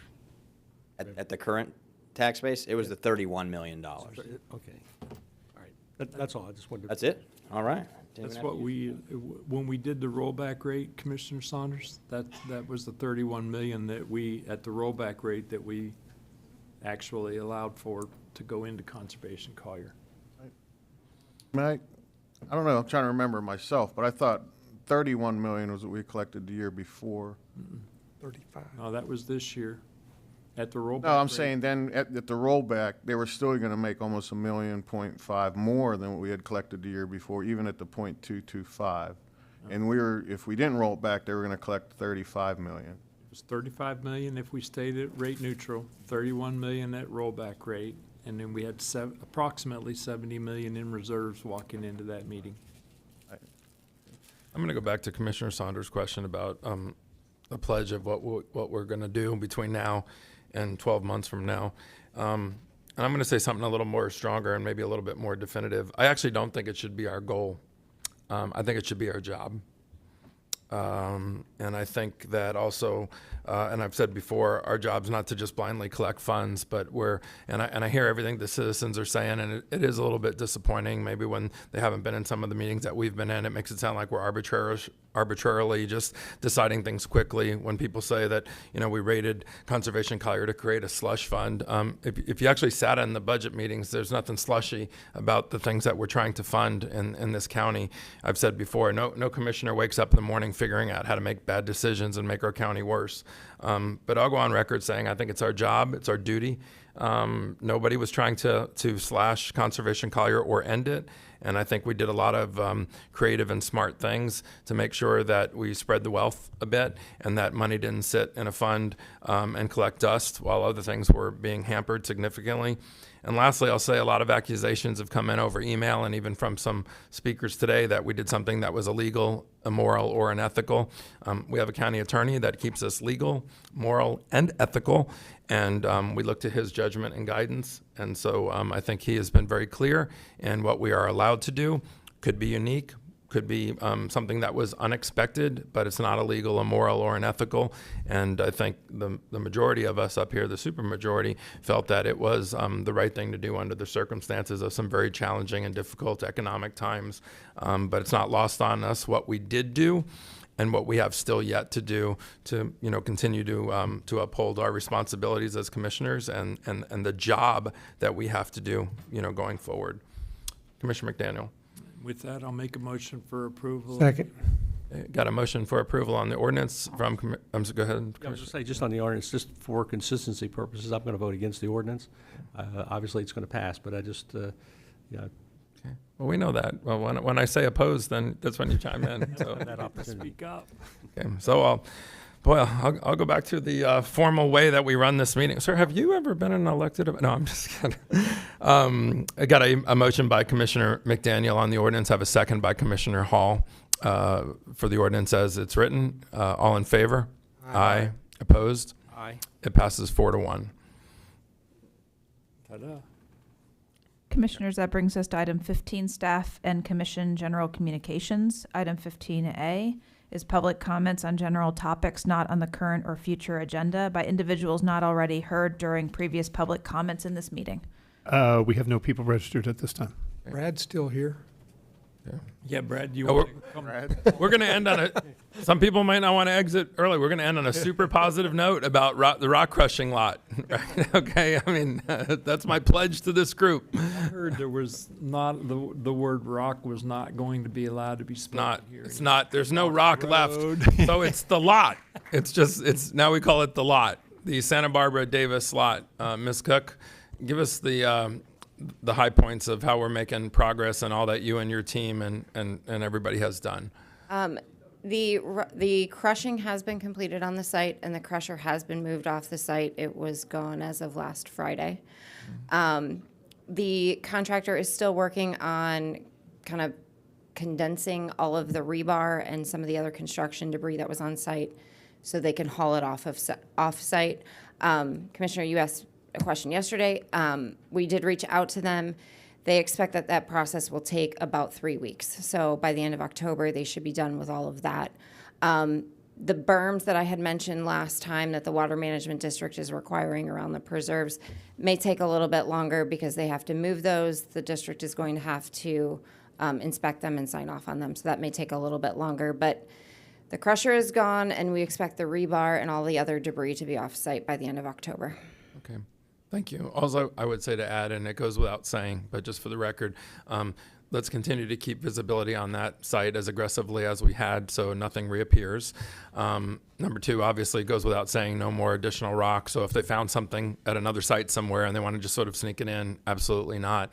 And I think we all expected that there would continue to be work. We have work going on lots all over Collier County, but the main heavy lifting type of things sounds like are finished, and we're going to wean ourselves off of the medium things that they're still doing. So continue to, at least give me an update, and when I get an update from you that I think is something substantial enough, that's when I'll suggest to you, hey, give us an update at the end of the commissioner meeting, just so everybody knows what's going on. But a lot of hard work by a whole bunch of people, a lot of visibility, by citizens, and the lot on Santa Barbara and Davis is looking more like a lot, and let's ensure that it continues to move that way, and that we keep the pressure on that. Not that they've moved a couple pieces of equipment, now they have sort of an open timeline. So I'm encouraged to hear you say end of October we start to see another big muscle movement of improvement, and I think that's encouraging. And thank you to all of you guys for your patience and support. This definitely was a team effort. Code enforcement, engineering, inspection staff have been out there every day. So much appreciation to them for all of their hard work as well. Thank you. Thank you. County Manager, what's next? We are to item 15C, staff and commission general communications. We do have a couple of items for you. We did speak to each of you at our one-on-ones individually, but collectively, the Training and Manufacturing Institute, which is one of our community priorities for surtax.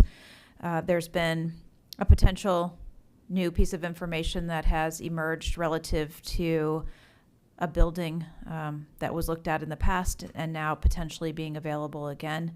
Spoken with Dr. Rigadelli as well as Eileen Connolly-Kiesler from the Community Foundation. I know she's reached out to some of you as well on the possibility of opening up conversations about that building, being the ideal setup and location for this facility. Looking for at least board nods to open that conversation up to including being able to bring that potential purchase to this board for their consideration. It may be a quick moving topic, so want to be able to move along so that we aren't positioned as we were a couple of years ago when it slipped away. I mean, you already know you have a strong nod from me. Commissioner Saunders. Yeah, I spoke to Dr. Rigadelli about that. She called me a few days ago, and I encouraged her to move forward with whatever they thought was going to be the best vocational education facility for our students, and it sounds like that's going to be the location. It's going to be a little bit more expensive, but I encouraged Eileen as well to look for some philanthropy, which she is doing, and for the school board to look for some funding as well, because we have $15 million in our sales tax, and I think this property may, with the improvements, may exceed that. So they're gonna make, they know that they have to make up the difference. Yes, sir. So we'll move out on that and report back when we have additional information. Number 2, we have received an inquiry from one of our legislators about some difficulties in the Bonita Estero area with their boat ramps. It's going to be a number of months before they're really up and operating, and they're having some difficulties with some of their small charter businesses being able to launch. They'd really like us to maybe lend a hand if we can, now understanding that we are not without challenges due to Hurricane Ian, just not nearly so much as our neighbors to the north. Wanted that for visibility for you all in case anybody reaches out to you. At this point in time, we're looking at what we might be able to do to help them out, because if the shoe were on the other foot, of course, we would hope that they would be similarly situated to help us. So we will look at any options that we have that we may be able to provide, and we'll bring that back to you as well for guidance. But should you receive any calls, that's what's going on. Can I ask? Commissioner McDaniel. Can I ask, what did they specify specific request for help or what? Yes, so you know that since we've talked about it a number of times here, we require the permit to be able to launch out of our marinas. Without those permits, folks that are out of Lee County can't launch out of our marinas. So I think they're just asking, is there anything that could be done? It wasn't a specific request to do a specific thing, but rather to look to see if there was any type of relief we might be able to give. We might be able to help them by lifting the requisite for the permit requisite for commercial operators, and Yep. that's Or maybe offer a few, or offer a time period, or something. I think we're gonna talk to our parks folks, talk to Lee County folks, and just see what we can do to offer any assistance. And we'll bring, of course, before we do anything, we'll bring that back to you all. Commissioner Hall. We're going to have some extra parking for them. Yep. Well, it could be $1 million lot. It could be a race to see if their docks are repaired before we build the parking lot. That might Commissioner Saunders. I think it's a great idea to help out, but I would be really would encourage you not to eliminate the need for a license. These folks would have a license in Bonita Springs or in Estero, and I think the issue is, can we just honor their business license? We don't want to open this up to anybody that doesn't have a license. No, sir, and that's why we were planning on reaching out to Lee County so that we can make sure we've got our arms around what numbers and things that we're dealing with. I'm a little concerned because I have a lot of marinas in my district, and of course you've got Caxamas that's totally, basically almost fully closed. Goodland that's busting from the seams because Caxamas people moved over. So obviously I know you're not recommending anything. We always want to be good stewards, but we have some limitations of our own. I mean, I've got people in my district that actually have all of the permits, all of the permissions to use our own marinas and can't, or it's full. The parking lot's full. They're forced out, and so it's nice to be able to do anything. But I would say we can't do everything, and so although I feel for them up there, we're not without issues here, and we've got some of our own citizens that are really boxed out of our own marinas and our boat ramps and whatnot. So I know you'll take that into consideration, but Yes. Certainly that's a concern. Commissioner McDaniel. Yeah, and I thank you, Commissioner Saunders, for clarity. I had no intention of waiving the permit at all. I assumed that Lee County had requisites and we could honor those and let those folks that are not able to use Lee County. For the clarity, I had no intention of lifting the ban on the permits for us. Yes, sir. Commissioner Cole. Thank you, Chairman. To me, it sounds like this is just kind of, because this particular representative who represents part of our county also now, it sounds like he's just looking for help for that Bonita kind of area there. Yes, sir. got tore That's up what he pretty bad. indicated. So we're not talking all Lee County. No, sir. Yeah, so I think it's just limited to Southern Lee County. southern portion right there. Could I Intermingling. ask a Go ahead, sir. question? In some of the private developments that are on the coast, do they have boat ramps for their residents in some of these? I'd assume that there would be.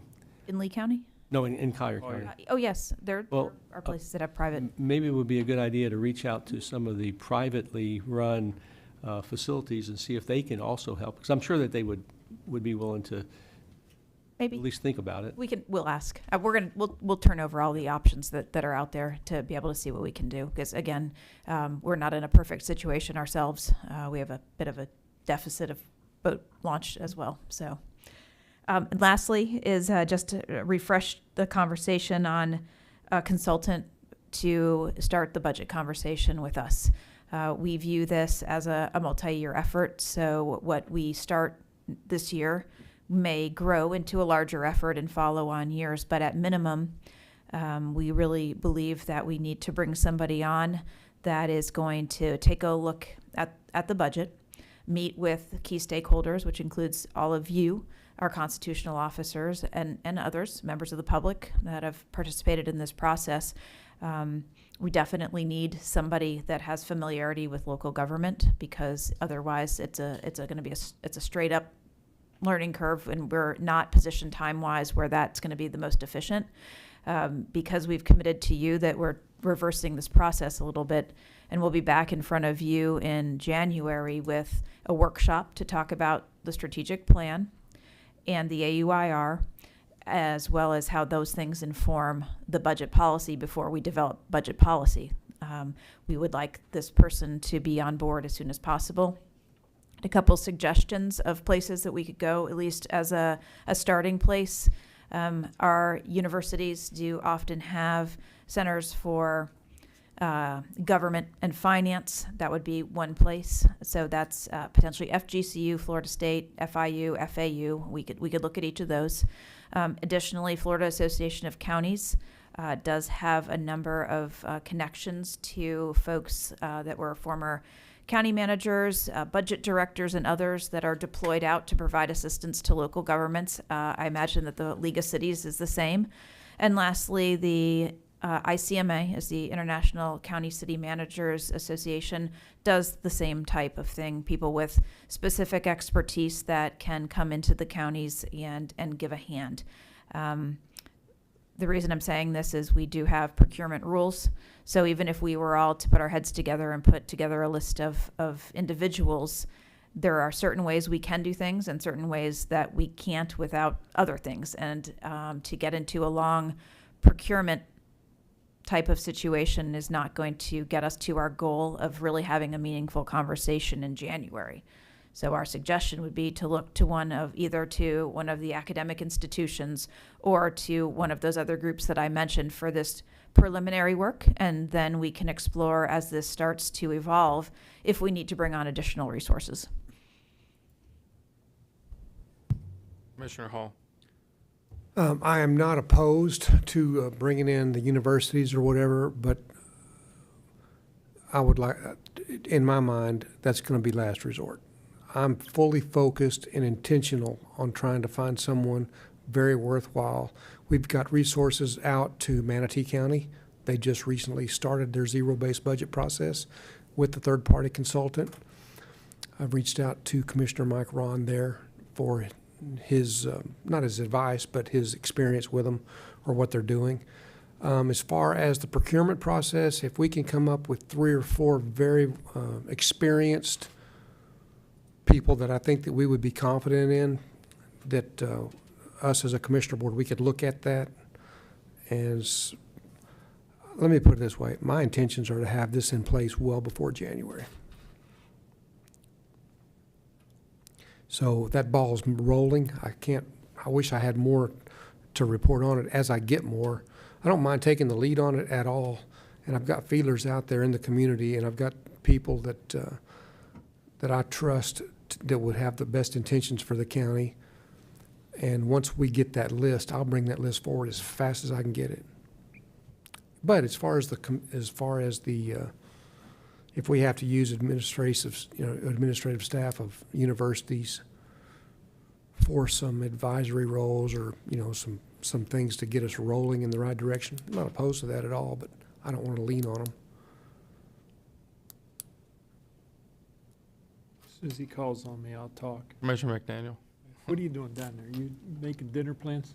I'm over here Okay. calling on you all. We have to be careful that we don't get caught in our own procurement rules. I understand that. I've talked And- to Mr. Glasgow. And going to the agencies that our county manager's suggesting alleviates us of that, at least on the infancy stage. And my question is, how quickly are you gonna be able, because we don't wanna hear about these entities in January at the workshop. We wanna hear about, are you gonna be able to get us a update, like every meeting, as to how your progress is going with FGCU and or the Florida Association of Counties and that sort of thing? Yes, sir. As soon as you all give me the nod, I'll come back at the next meeting to give you some options that could start that, to give you a couple names, and we can say if we want it to be FAC, ICMA, FGCU, we'll give you the best of what we can get out of those. They may just be the person that gets us to January and looks over our shoulder as we start to develop policy. In the meantime, we could be bringing on more robust consulting help. What I think we all are in the same place. I don't want to be having this conversation with you in January when you look at us and say, why didn't you bring at least somebody on to help? Well, and that predominantly was my question. We're all in agreement, I think, that we want help in some form or format, and your suggestion certainly is worthy, but we don't want to get caught in our own rules at the same time. Well, help may build on help. So we may just start out with a little guidance from one of our groups that assists us with different things. Yeah, 'cause- And then we take additional steps to bring on, again, like I said, more robust help or longer term help. This is a very big budget, so it's going to come in bites. It's not, it's going to take time. There's no argument about that, but the goal is to lean in on it. Yes, sir. with assistance and outside eyes that are familiar with government budgeting at the same time. And the fact that Manatee's moving into a similar process is encouraging, but we don't necessarily have an interlocal with them to be able to hire their consultant that they went through a procurement process with. So we just don't want to get caught up in being this before we get there. And if we engaged with somebody from Florida Association of Counties or from one of the colleges or universities, does not preclude us, if it makes sense, to bring somebody on shortly thereafter, say the Manatee consultant, from doing that. They most certainly can work together or have different roles in this process. There's plenty of work for everyone. Commissioner Hall. I believe that Hillsborough County is also engaged in zero-based budget process, as well as maybe Hollandale City Beach City. So we have some options out there, but like I said, as long as we move forward and kick this horse in the butt, I'm good. Good too. Like the idea. So I think, County Manager, to answer your question, you've gotten the nod. Yes, sir. Right, I think. I would just add that I think we're all focused in a laser beam way to find improvement when it comes to analysis of our budget. All I would say is let's make sure there's not too many cooks in the kitchen, because sometimes you got too many people. Everybody's trying to help and reaching out to all these different entities and counties. So I would say let's make sure that this is a line item on every single commissioner meeting going forward, that we talk, that this is always a bullet at the very end, so we know we're comparing notes. And then, of course, you're meeting regularly with commissioners separately. Let's just make sure that we're being completely transparent. So it's great that we cast a wide net, but we're talking about really doing something on a very short timeline and really taking action and having success. And sometimes you can cast a wide net and do a whole lot of nothing. So let's make sure that, at some point you keep us focused and we make sure we don't get out of our lanes, either. Yes, sir. So, okay, I don't have anybody lit up. That's all I have. Okay. County Attorney? Yeah, just to follow up on that conversation, this type of activity is exempt from competitive process in Collier County. Amy's got the ability to hire somebody without having to go through the rigmarole of our purchasing ordinance. Yep. County Attorney, what's the dollar threshold on that? There is none. Okay. Take no prisoners. Understood, sir. Who else? Mr. Rodriguez? Anything? I just want to say thank you for your support with the boat launching, the boat vehicle trailer parking spaces. If you remember a year and a half ago, I think 3, if not all, 5 of you commissioners stated, go find some more boat parking. And it starts with these public-private partnerships. In addition, Commissioner Hall, as you stated, Mr. Dick Corse helped this county tremendously, as you stated. But a lot of people don't understand how much he helped, because on the last 3 major hurricanes that hit here, especially this last one with that storm surge, Dr. Yilmaz and his team were looking for debris sites. And as you know, North Collier was hit the worst with that storm surge. And we were able to reduce that turnaround time for those vehicles to get back out into the community and collect that debris expeditiously. Thanks to Dick Corson, it was literally one call away. You called him and he said, whatever I can do to help the county. So great partnerships like Pelican Bay and some others coming our way in the future. Our county manager has directed us to find these opportunities where they exist, and we appreciate your support. Thank you. To you, commissioners. Okay. Commissioner Cole, final comments? I know I was referenced a few times when talking about the taxable amount of these properties, directly. I appreciate it because I did ask, and, I wanted to know this moving forward. Just for the record, though, I mean, this is just what the face value of these undeveloped properties are.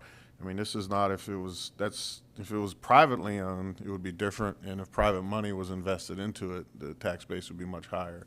So once the government owns it, I know we pay it the first year, then after that, it's no longer an option to collect taxes from these properties. So I just want to make it clear that, it's not exact science. I asked because I was just, I wanted to have a compare moving forward, that, how much property Collier County owns as a government.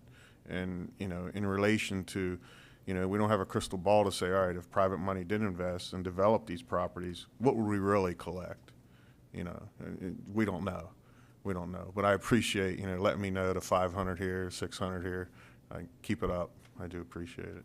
But, and I know I had this opportunity to speak to Ellen also in reference to that new property that just came up. Possibly for the school and the tech school. But I don't know if she expressed to me, I don't know if she expressed to anybody else, that it's kind of like timeline is crucial. We're talking like 30-day window or, maybe, something like that. But yes, sir. So I don't think we want to drag our feet and figure out if this is an option or not down the road. But, and with the budget stuff, I like everything we've been talking up here. I mean, sooner than later, we need to have a plan and something in place, keep moving forward in the right direction, because it's on us, to be good stewards of the tax dollars, like we said. And so we can keep a lot of these programs running and funded in the future and run efficiently, like we should, So, just like yourself, you budget your own home, you know what you have in the bank account. You don't budget for more than what you have or what you can spend. So, I mean, we have to be that way also. So, ready for dinner? Commissioner Saunders? I was wondering if I could ask Brad Cornell a quick question, with the permission of the board. Sure. Brad, if you would. And this is a question for Brad and for the county attorney.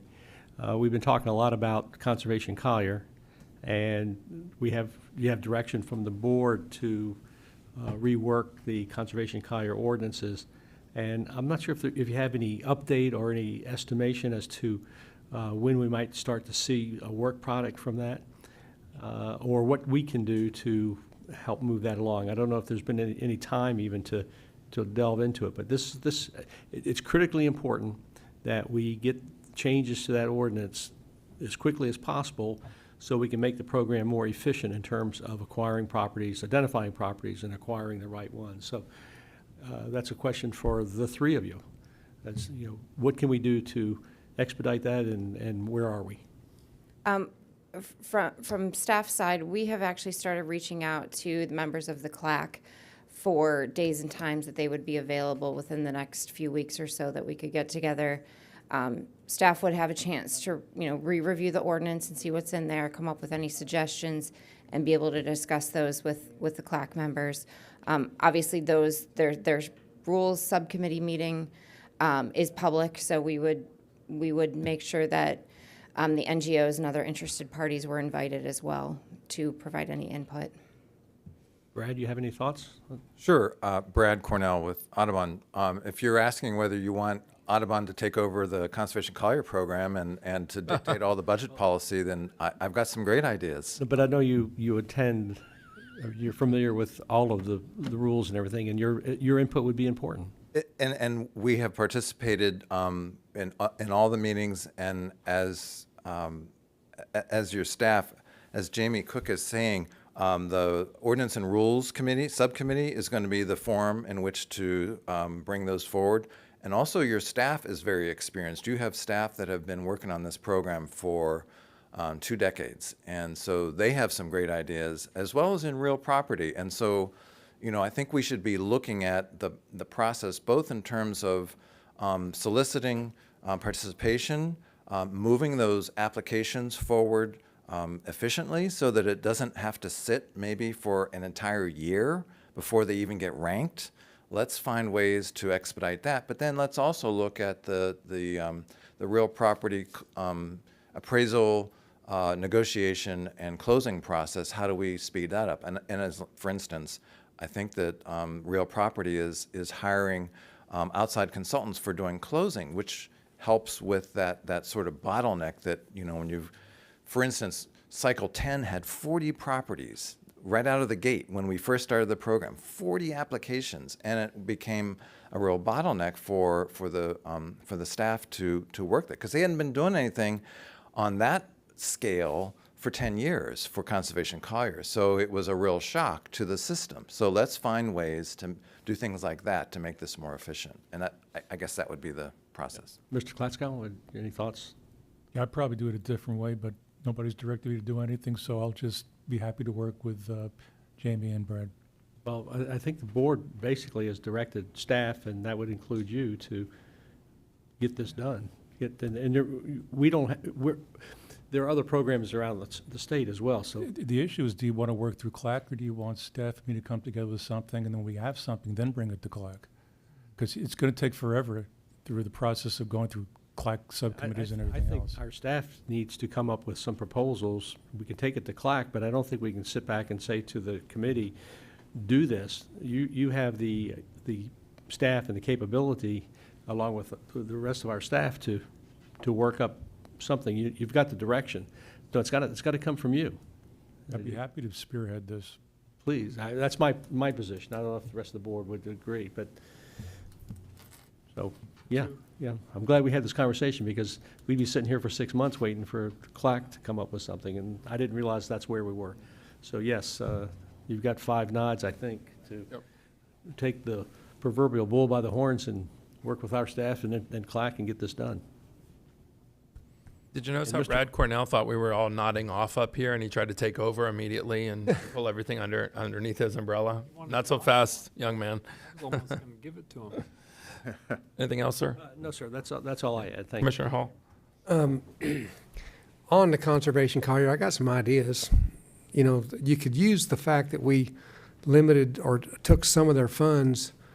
You could send the people in these letters. You could say, look, we have only limited funds to work with. If you want us to buy your property, you need to act now.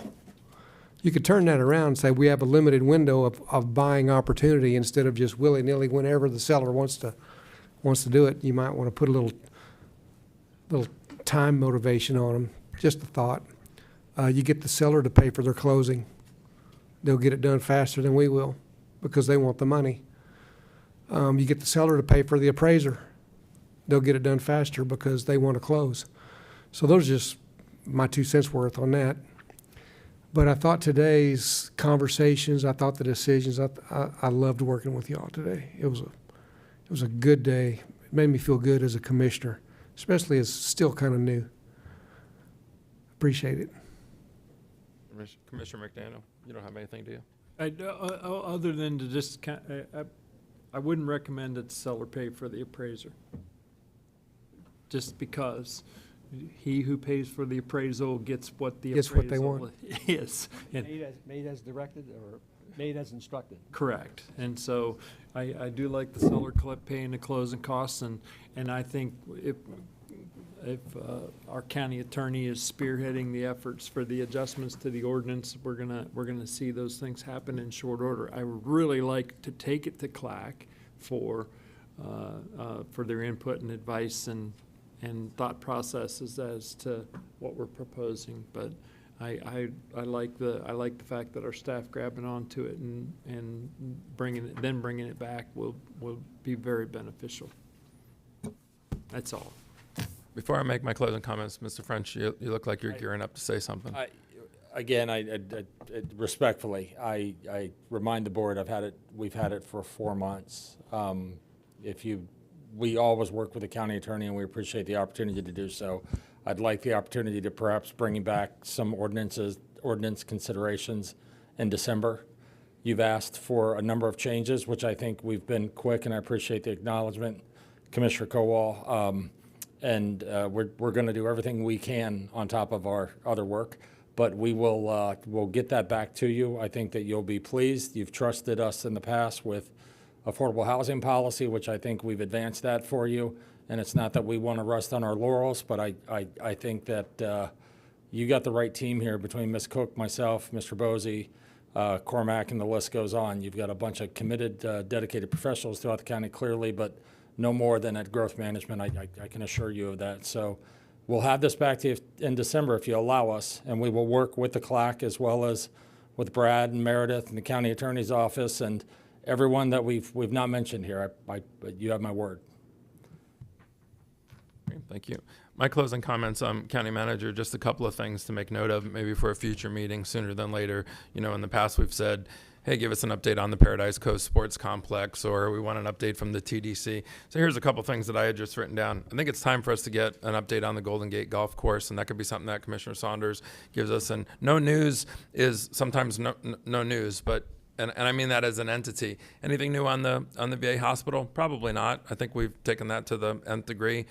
We've talked a little bit about the affordable housing building, and maybe if that's moved a bit. And then First Tee golf course. I'm not looking for an answer. We've already gone real long. I'm just putting it on there as you know, something we don't want to fall off the edge. And you know, we're asking about this in February. And the second thing I wrote on here, because I don't think it's district specific, is the rebuild of CAC-SAMBUS. We're talking here about budget and how much money we have and how much money we don't, and FEMA reimbursement. All of the citizens from all of our districts use CAC-SAMBUS, and it's a main focal point of a main marina that has serious damage. So I think it behooves us all to get an update on where we are, where we're moving forward, what maybe some assessments are on appraisals for the work, because it's a big dollar figure between seawalls and the destroyed marina, the destroyed docks, the destroyed restrooms. I mean, there's a lot of damage out there, and obviously we have it barely opened right now just to non-motorized boats, which is basically a very small amount. So I just throw that on there, that something sooner than later.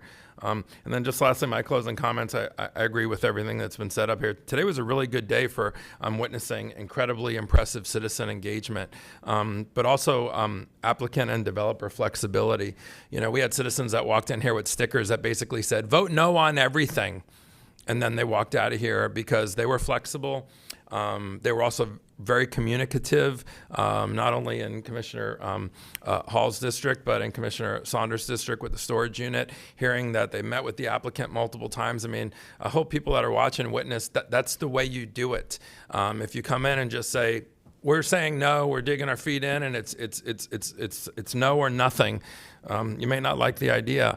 And I'll also say to you know, my colleagues up here, commissioner negotiation was also well in play here. You know, we had an acre and a half of a lot, then it turned into 3 acres. Now we're getting $1 million check, and I think that's what it takes. And it takes all of us. You know, rising tide lifts all boats. This is the first time ever, however, that I've ever heard a citizen not want a fire station. In my district, I need 1,000 fire stations. So if they don't want the one in yours, move it to my district. I've never heard that before. You know, you can always make the sirens less loud, but I'm saying that you don't want a fire station, and I say that tongue in cheek, and I know what they meant. Lastly, I just want to thank Commissioner Kowal for starting the meeting with your comments about Israel. even though we dealt with a lot of big things in here, there are way bigger things happening outside of this building, outside of our state, outside of our country, and all over the world. They're not the only country that's suffering right now, but we're seeing a lot of it, very quickly, and it's extremely horrific. And I know our thoughts and prayers go out to everyone in that country, our local Jewish community as well, and everybody's praying for them. So, having said that, today was another good one. Nobody was nodding off up here. I'll go on record as saying for sure. Thank you. We're adjourned.